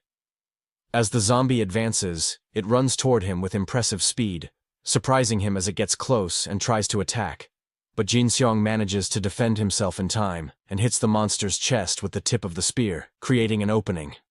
The young man then yells for his partner to attack while he holds the creature with his weapon, so the girl takes the chance and hits the zombie's head with a golf club with such force that the club's head shatters into pieces on impact. The girl is shocked to see her weapon broke and looks at the remaining piece, but even with the blow to the head, the zombie remains standing and turns to attack the young woman, moving quickly toward her with glowing red eyes. The young man tries to hold the monster with the spear, but the creature's strength is impressive, and the spear breaks under the zombie's force. So he can't stop the attack as the monster manages to grab the girl by the neck and lifts her into the air with ease. The young woman struggles as the zombie tightens its grip on her neck and opens its mouth. But with the knife they found earlier, she manages to free herself from the creature's grasp. With eyes full of determination, The girl prepares for a counterattack and hits the monster's head with a precise blow using the sharp knife, causing the giant zombie to finally fall to the ground, defeated by the young woman's accurate strike. The monster's body lies on the ground, and the pair gets a moment of peace as the young man comments that the monster's physical strength was insane, even with the spear in its shoulder, and he apologizes for not holding it back. But the girl says there was nothing else they could do. The girl then holds the knife and suggests attaching it to the tip of the spear to reinforce the weapon. An idea the young man loves, as he says the sharp knife will increase the spear's piercing power. With duct tape, they attach the knife to the spear's tip, creating a more powerful weapon. And the girl shows off the improved spear, saying everything is ready for them to continue their journey. After fixing the weapon and resting, they decide to move on through the station, passing through Damoon Station as the girl complains about not finding anything useful on the trains. Walking along the platform, the pair approaches the next station, called Sundong, when suddenly a loud explosion echoes through the dark tunnel ahead of them. The young man becomes alert and wonders if the noise was from a nearby explosion, realizing they can't go in that direction and need to retreat immediately. So he yells for them to go back, and the pair runs back to the train they were on. They hide inside the train and wait to see what caused the explosion in the tunnel, tired and scared as they try to catch their breath inside the dark train car. The girl asks what that was, and the young man tells her to be quiet so as not to attract attention while they look out the window and try to figure out what's happening in the dark tunnel. Suddenly, a loud sound of footsteps echoes down the corridor, and something approaches quickly, with desperate screams from zombies mixing with the footsteps as a horde appears in the tunnel. A crowd of monsters running toward them, fleeing from something even more dangerous. The girl asks if they should fight, but the young man says to wait for now. So hidden, they watch the horde of zombies run past on the subway platform. Jin Seong stands at the train door, holding his spear, and watching the monsters as the horde continues to run desperately, and passes right by the train where they are. The young man grips his spear tightly, and prepares for any danger that might arise as several zombies run and scream past the open door of the train car. The young man looks out the window and watches the horde of monsters continue down the tunnel, sighing in relief. But the girl warns that it's too early to relax and feel safe, as, looking into the dark tunnel, they realize the danger is not over yet. Now they have two options. Either go to the station full of zombies that have calmed down, or head in the direction of the explosion into an unknown and dangerous place. The girl then suggests they just hide and wait for the danger to pass them by. He finds the idea too risky, as the monsters might not pass by as they did before. The slow-walking zombies might catch their scent and discover their hiding spot. The pair falls silent and thinks about what the best decision would be now. With a determined look, the young woman says she will follow the assistant manager's lead. The young man then decides to go back the way they came before the monsters see them. The pair starts running back along the platform to escape the imminent danger. Some zombies that were left behind begin to notice the survivors' presence. Jin Seong runs as fast as he can and thinks they are just a little way from escaping. The young man warns that they need to climb up quickly to escape the approaching zombies. He realizes they are already in Section 3, and the monsters are getting closer. The girl grabs something from her bag as the pair prepares for the difficult climb. Sitting on the edge of the platform, the young man waits for his partner to get ready to climb. She asks where the zombies are, and he says that if they don't make any mistakes, they can escape. He then extends his hand to help her climb up to the upper platform safely. The young woman takes his hand, and he pulls her up forcefully, complaining about the slippery sweat. With sweaty hands, he holds her hand tightly so as not to let her fall in the darkness. Suddenly her hand slips, and he can't hold onto it firmly enough. The girl then falls back onto the lower platform, and the young man becomes desperate about the fall. The zombies notice her presence and turn toward the sound of the fall. The girl is silent for a moment, still dazed from the unexpected fall. Scared, she looks at the monsters and realizes she's in a very dangerous situation. The horde of zombies then starts running toward the young woman on the platform. Jin Seong desperately shouts her name from the higher platform. He yells for her to get up, and the young woman quickly stands up to escape the monsters. The young man extends his hand again and manages to grab her arm more firmly. With great effort, the pair works together to escape the rapidly approaching zombies. One of the monsters manages to grab the young man's leg and tries to pull him down. The girl looks down with a shocked and fearful expression upon seeing the zombie holding on. With a strong kick, the girl manages to get rid of the zombie that grabbed his leg. The creature falls back onto the lower platform, and the pair finally manages to climb up. Other zombies approach and surround the fallen monster to devour it without mercy. The young man yells for them to run now, and the pair moves forward on the platform in safety. They run and find a door to go up to the next level of the subway station. The pair runs up the stairs to escape the zombies still on the platform. At the top of the stairs, a zombie appears by surprise and tries to attack Jin Seong head-on. The young man manages to defend himself and pushes the monster away with a well-aimed blow. The girl watches the scene with a determined look and prepares for the fight to come. The young man finishes the creature with his spear and prepares to face the next enemies. With a serious look, he turns and gets ready for the next wave of monsters that comes. The pair then advances and attacks the zombies coming up the stairs to surprise them.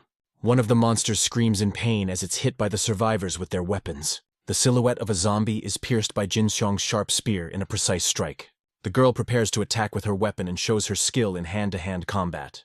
A monster screams in pain and agony as it's hit hard by the young woman's spear. Another zombie screams desperately as the pair continues to fight for survival. The young man dodges an attack and prepares for a counterattack against the monster. The girl lands a strong kick to a zombie's chest and knocks it to the ground with the impact. With her spear, she prepares to deliver the final blow and finish off the creature for good. After a long fight, the pair finally manages to get into a safe room in the station. Tired and injured, they sit on the floor to catch their breath and rest for a bit. The young man says that was a close call, and the girl agrees, taking a deep breath of relief. He asks how it is outside, and she says she can't see any zombies nearby. The young man then sits on the floor and takes a deep breath, feeling the relief of being alive. Suddenly, he remembers something and asks about her leg with concern. The girl looks at her boot and sees bloodstains but doesn't understand what happened. She gets scared, thinking she might have been bitten, but tries to calm down and deny it. The young woman then remembers feeling something brush against her leg during the chaotic fight. With wide eyes, she panics at the thought of having been infected. The young man asks her to calm down and says he will check the wound carefully. He holds her foot and sees a small scratch on her ankle, but nothing too serious. Relieved, he says it wasn't a bite, but just a scratch from a zombie's claw. The girl is surprised and asks if zombies now have sharp claws too. He confirms they do and tells her not to worry because he was also scratched and is fine. The girl asks if it's true, and he reassures her with a confident and calm look.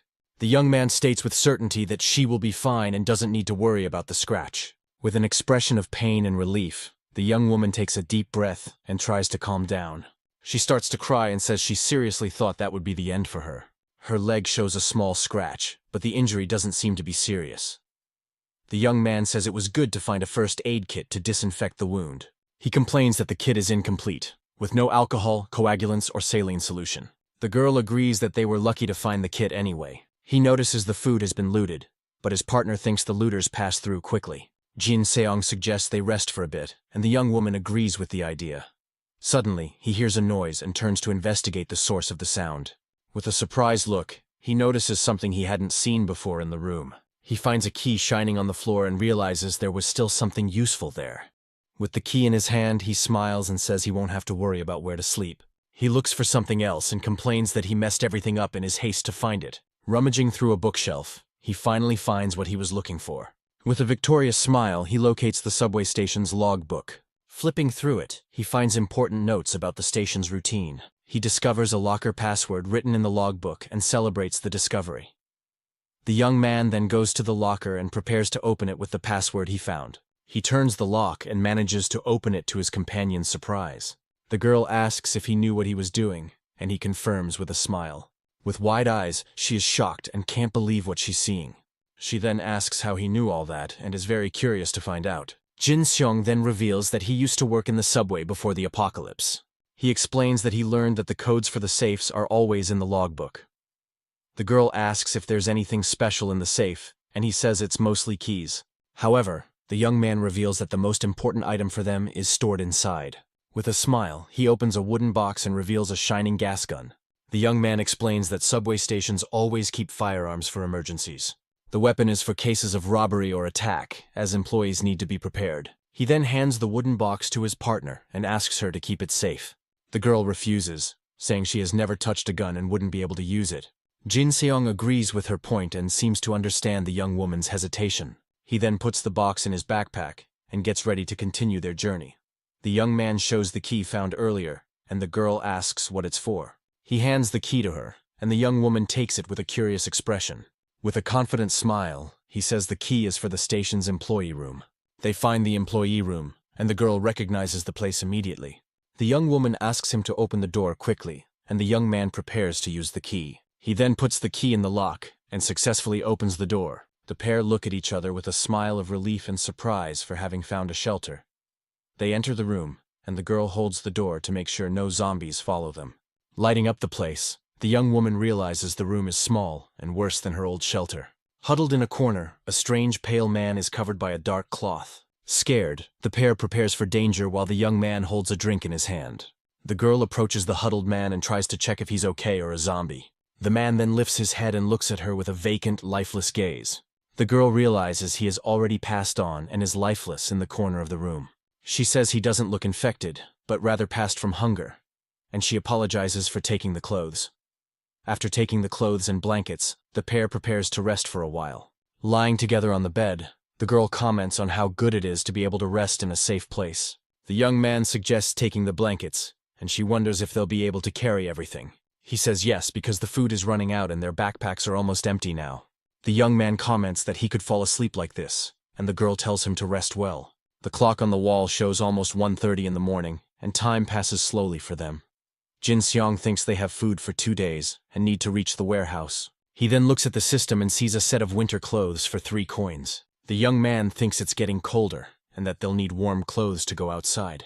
He worries about the situation underground and the need to go up to the surface. The young man has enough coins to buy clothes for both of them and wonders what he should do. With a tap on the screen, he prepares to purchase the winter clothes. However, he hesitates and decides to wait a little longer to think more about the decision. He then notices there are new things in the system and wonders if there was an update. Looking at the new options, he thinks that if he uses it the right way, it might work. The pair leaves the subway station and finds the street covered in snow and ice everywhere. The young man wakes up his companion, and she grumbles, asking for 5 more minutes of sleep. The young woman gets up sleepily and starts to pack her things for their departure. With a yawn, she gets ready to leave, and the young man warns that they need to move. In the subway tunnel, they find an overturned vehicle blocking the passage on the tracks. Jin Seong thinks someone put the vehicle there on purpose to block the way. The girl offers to check the situation up close and climbs onto the vehicle carefully. She puts something in her mouth and looks over the vehicle to see what's on the other side. With wide eyes, she is shocked to see what's on the other side of the blockade. A huge horde of zombies is gathered there, trapped by the overturned vehicle. The young woman quickly climbs down and is confused, not knowing what to do with so many monsters. Scared, she says there are dozens or even hundreds of zombies trapped on the other side. The young man suggests they try the other side of the tunnel to see if there's a way through.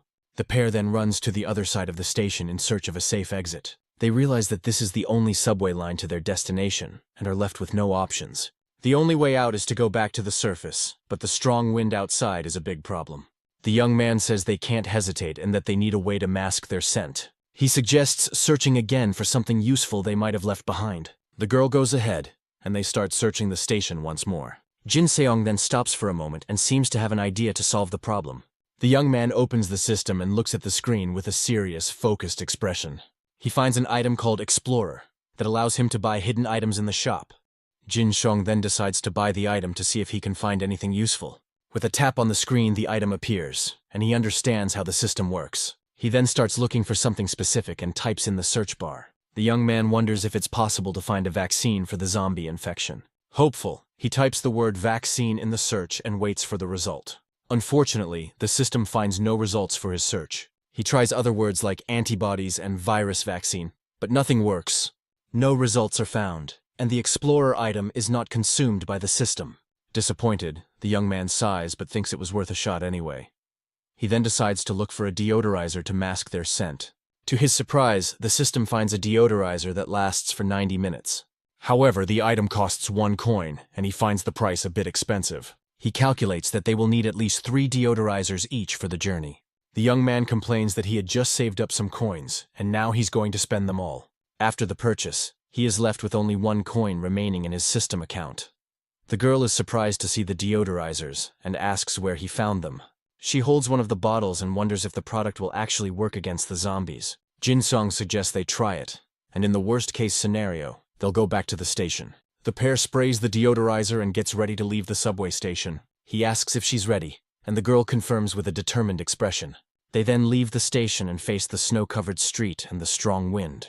A street sign points the way to Udong, the pair's final destination. The young man warns that they should go slowly as they could encounter zombies at any moment. The strong wind blows, and the young man covers his face with his arm to stay warm. The girl then spots a zombie and warns the assistant manager to be on alert. A lone female zombie walks through the snow and passes near the pair of survivors. The pair wonders if the deodorizer is really working as expected. The creature passes them by without noticing their presence and continues walking down the street. They are shocked to realize the zombie didn't notice them and wonder why. The zombie turns for a moment, but doesn't seem to smell the survivors. The monster then moves away and continues on its path, leaving the pair in safety. Relieved, the girl smiles and says the deodorizer really works very well. The young man agrees and tells her to stay strong and keep going on their journey. They then spot a gun shop that is still intact in the middle of the city. Jin Xiang decides it's better not to risk it, as whoever is inside will be armed. A street sign shows the direction to a cafe and a food alley nearby. Finally, they spot Soyu Station and realize they are close to their destination. The young man regrets that he expected to be in Udong by now, but their progress was slower. The pair decides to find a place to spend the night and splits up to search. The girl observes that there aren't many places without broken windows to take shelter in. The young man tries to open a door but realizes it's locked from the inside. Looking through the window, he sees the silhouette of people inside the building and backs away. He decides that's not a good place and continues to look for a safe shelter. The pair walks through the deep snow, and the intense cold starts to affect both of them. Jin Xiang asks if his partner found anything, but she says it's been difficult. They need a place without zombies but secure enough to keep them out. The young man then calls the young woman's attention to a staircase he found. He suggests they try climbing it to see if they can find a safe place on the upper floor. The pair goes up the stairs and explores the upper floor carefully, trying not to make noise. The girl says the place looks clean with no zombies nearby to threaten them. She then tries to open a door but realizes it's also locked from the inside. The young woman looks at the locked door and gets frustrated with her bad luck. She suggests breaking the door, but he says the sound of the glass will attract the monsters. Suddenly, Jin Xiang asks her to wait and seems to have another idea. He says there might be another way in, and the girl follows him up the stairs. The young man then approaches a mailbox on the wall and observes it carefully. He clenches his fist with determination and thinks there must be a key inside. With a focused look, he prepares to open the mailbox and search for the key. With a victorious smile, the young man shows the key he found in the mailbox. The girl is shocked and celebrates the luck they had in finding the key. She asks how he knew, and the young man explains that the cafe stays open late. With the key in hand, he prepares to open the key door and find shelter. He explains that the employees hide a spare key to avoid shift mix-ups. Inside the cafe, they find several bags of flour stacked in a corner. The young woman is surprised to see the flour and eggs and notices that everything is intact. The young man decides to leave the flour for later, as it's too heavy to carry now. The girl suggests hiding the flour, and the young man agrees with her great idea. He smiles and thinks they were very lucky to find that place to spend the night. The young man also found a portable charger and a wristwatch in the location. They hope to reach the warehouse the next day, as they only have 4 chocolate bars left. The girl worries about the possibility of finding other people at the warehouse. Jin Xiang suggests creating a code word in case one of them gets into danger. His partner looks thoughtful and tries to come up with the best code word to use. With a bright look, the young woman seems to have an idea for their secret word. She then suggests a code based on the type of weapon the enemy is using. If it's a long-range weapon, they should speak casually and in a relaxed manner. If it's a short-range weapon, they should use more polite and formal language. And if the situation is uncertain or they need to escape, they should use the word senior.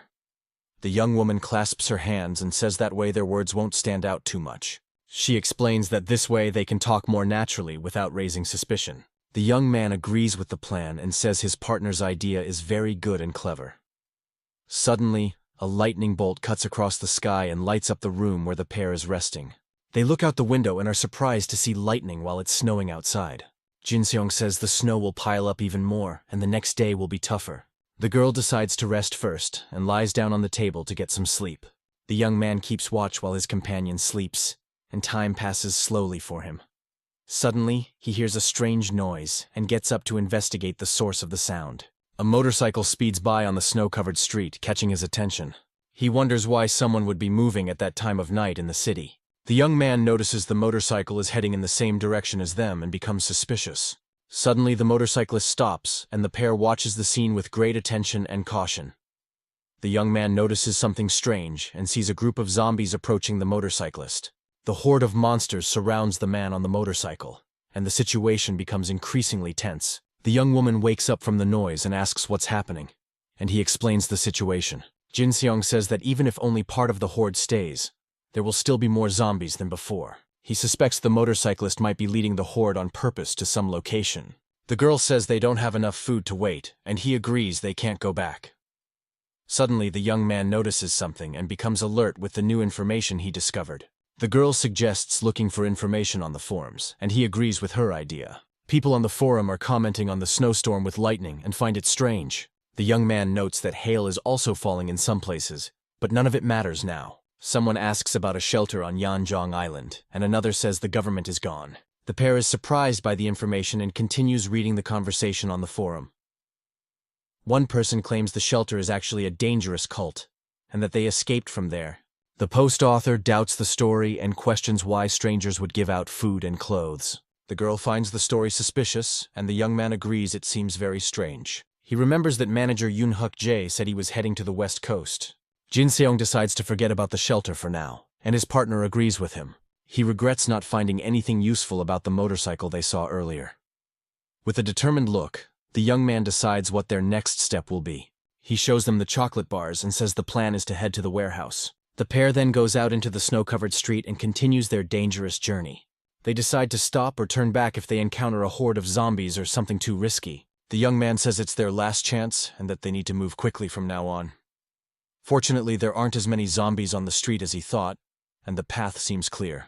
The girl says they must be close to their destination, but the fog is obstructing their view. The young man worries about the visibility and the effect of the repellent, which must be running out. He warns that if they encounter zombies from now on, they will have to fight to survive. Suddenly, the girl spots something in the distance and points in that direction urgently. Finally, they find the warehouse they were looking for, and are relieved. The young man gets excited and says that with so many supplies, they won't have to worry. The young woman tries to open the gate but realizes it's locked and won't move. She remembers the place was open before and is confused by the change. Jin Seong becomes thoughtful and suspects something strange is happening there. The girl then notices that the barbed wire fence wasn't there before either. He asks if she has been there recently, and the young woman says, "Not for a few months." The young man decides to look for a way in, and they start walking around the place. The girl looks around and prepares for what she might find inside the warehouse. She then spots a weak point in the fence and says she will jump the wall to get in. The young woman points to the fence and says that section seems weaker than the rest. Jin Seong stops her and says it's too dangerous to go in without knowing what's inside. He finds it suspicious that this is the only unprotected spot, but sees no other option. The young man is silent for a moment and seems to make an important decision. The girl says the repellent has run out, and they need to get in because they have no more food. The young man then agrees and decides they will take the risk and enter the warehouse. He warns her to be careful as there might be people inside and they might have to fight. The girl runs toward the fence, and the young man helps her jump over the walls safely. With a leap, she manages to jump the fence and get into the abandoned warehouse grounds. Once inside the warehouse, the girl looks around and says the place seems empty. The young man says he's coming down and joins her to explore the warehouse grounds. With a jump, the young woman lands in the snow and prepares for what she might find. Relieved, she takes a deep breath and says they finally managed to get into the warehouse. Suddenly, someone points a gun at her head and surprises her from behind. Scared, she freezes, and the mysterious man tells her to raise her hands. The man then searches the girl to see if she's armed or carrying anything. He says she's clean, and the young woman raises her hands, afraid of the pointed gun. The man asks about her companion, and the girl replies that he's outside. He then tells her to tell her partner to come in through the front gate of the warehouse. With the gun to her head, the man pressures her to call Jin Seong inside. Using the secret code, the young woman yells, "Oppa!" and asks him to come to the front gate. Outside, Jin Seong hears the call and realizes someone is with her inside. He understands the message, and knows there is only one enemy with a long-range weapon. Jin Seong prepares to act and grabs his backpack to get something important. He then takes out the gas gun they found at the subway station before arriving. Jin Seong yells that he understands and prepares to enter the warehouse to save his partner. Inside the warehouse, the mysterious man tells her to tell Jin Seong to drop his weapon. Jin Seong throws his spear on the ground and deduces it's just one armed man with a gun. The man then yells for him to drop the weapon, and the situation gets increasingly tense. Jin Seong throws his spear on the ground, and the mysterious man watches him from a distance. Jin Seong then turns and shows he is unarmed for the captor to see. The man yells for him to move forward, and Jin Seong obeys, walking slowly in that direction. He realizes the gas gun is short range and needs to get closer. Jin Seong then yells that he has already dropped his weapon and asks the man to release his companion. The captor ignores him and prepares for what might happen next in the snow. With a swift movement, he pushes the girl and prepares for the final confrontation. Jin Seong approaches slowly and waits for the right moment to use his weapon. The young woman then gives the signal and yells "No" for her partner to attack the mysterious man. Jin Seong pulls out the gas gun and fires in the direction of the captor with precision. The man is surprised to see that Jin Seong also has a weapon and gets ready. He fires in Jin Seong's direction, but Jin Seong manages to protect himself from the shot. Jin Seong feels the pain of the grazing shot but manages to stay firm in the fight. The captor also fires, but Jin Seong manages to dodge the shots. The man fires into the air, and the sound of the shot echoes through the snow-covered street. Furious, the captor complains and fires several times in the direction of Jin Seong, who protects himself. The girl takes advantage of the distraction and throws herself at the man, trying to disarm him. She manages to grab his arm and prevents him from firing at her partner again. With a strong blow, the young woman manages to disarm the man, and the gun falls into the snow. Jin Seong yells for the man to let her go, and points to his backpack, showing something. Jin Seong then throws a can of repellent at the captor, distracting the guy for a moment. Suddenly, Jin Seong gets punched by someone who appeared out of nowhere and falls to his knees. The girl yells for them to just take what they want and leave the two of them alone. Jin Seong realizes with shock that the man wasn't alone and had a hidden accomplice. To make matters worse, the gunshots have attracted a horde of zombies to their warehouse. Jin Seong yells for his partner to get the key that opens the gate for them to escape. The man on the ground refuses to hand over the key and tries to stop the young woman from taking it. She fights with the man and tries to grab the key forcefully while he yells for her to stop. Jin Seong warns that the zombies are getting close and that they have no more time to escape. With a determined expression, the girl continues to fight to get the gate key. Tired of the situation, she delivers a well-aimed kick right between the looter's legs. With the man groaning in pain on the ground, the young woman finally manages to get the gate key. She then runs toward the lock gate to try to open the way for them. Desperate, she tries to open the padlock while Jin Seong yells that it's not going to end there. However, the key doesn't work, and the girl panics when she sees they are trapped. Seeing the zombies approaching, Jin Seong attacks the first one with his makeshift spear. One of the monsters manages to grab his spear, and Jin Seong is surprised by its strength. Jin Seong becomes desperate as he realizes they might not be able to escape. With all his strength, he manages to push the creature away and get rid of the monster. Right after, another zombie jumps toward him, ready to attack the survivor. Holding his spear tightly, he prepares for the fight against the advancing creature. With the spear in hand, he faces the zombie running toward him with its mouth open. The monster screams and shows its rotten teeth, ready to finish off Jin Seong right there.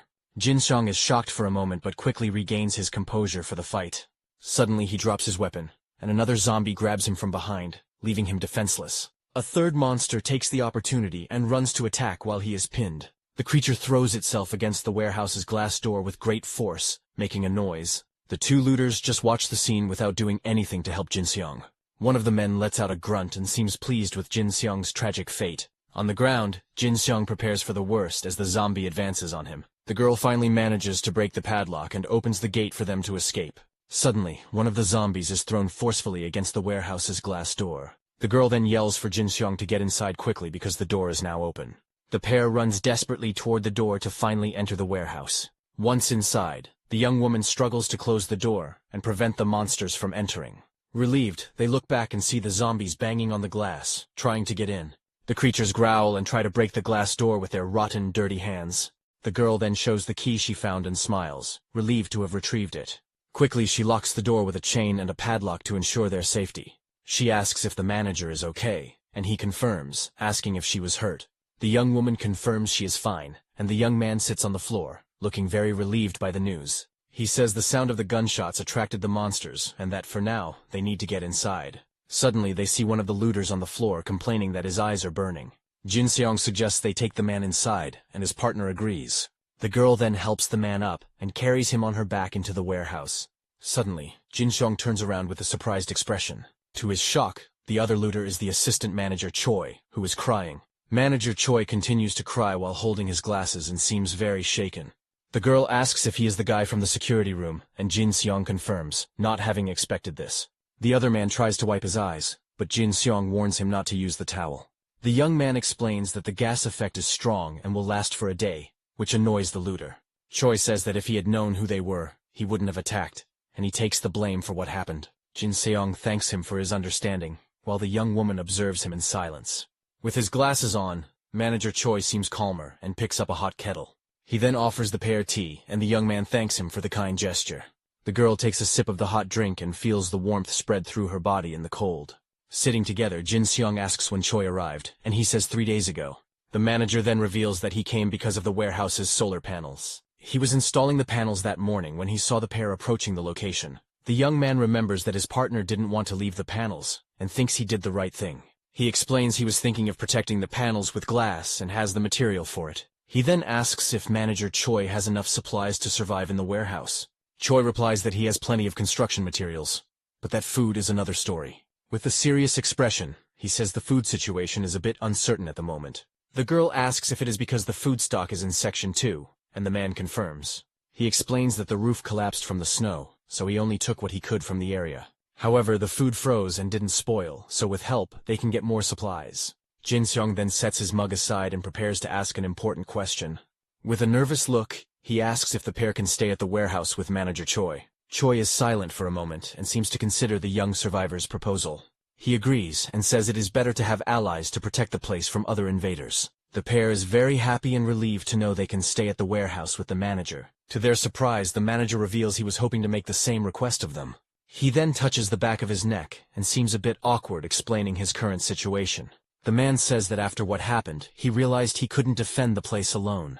Choi explains that more people will come and that alone, he would end up losing the warehouse to looters. Having trustworthy allies is perfect, and Jin Seong thanks him for the trust placed in them.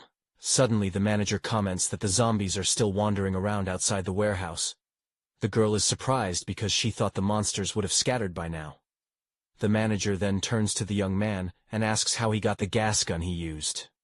The young man says he took the gun from a police officer who took his own life to avoid becoming a zombie. The manager explains he took the gun to defend himself but ended up using it too quickly. Then he puts the gun away and asks the young man if there are any bullets left for the firearm.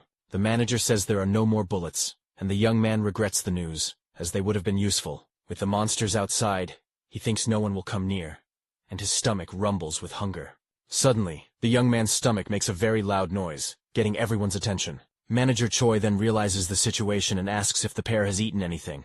Shortly after, we see a pot full of ramen cooking on their portable stove. The pair is mesmerized by the sight of the noodles and can't look away from the pot. With a smile, the manager says he will cook and that they can eat as much as they want. Suddenly the girl gets up excitedly and seems to remember something important for dinner. She then grabs the 2 cans of beer they found earlier and celebrates the discovery. The young man celebrates the idea, and Manager Choi is surprised by the drink they have. And so, the trio sits down to enjoy the meal with 2 mugs full of beer. With his chopsticks, the young man grabs a portion of noodles and prepares to eat. He blows on the hot noodles to cool them down a bit before the first bite. With an expression of pleasure, the young man eats the hot noodles and enjoys the meal. He eagerly swallows the noodles and seems to be in heaven with the food's flavor. With a sigh of satisfaction, he feels refreshed and happy with the hot food. The girl also enjoys the ramen and says the broth feels like it is warming her soul. With the beer mug in his hand, he looks very happy with the meal they are having. Manager Choi then suggests they make a toast before the drink gets warm. The pair agrees with the idea, and they all toast together with their beer mugs.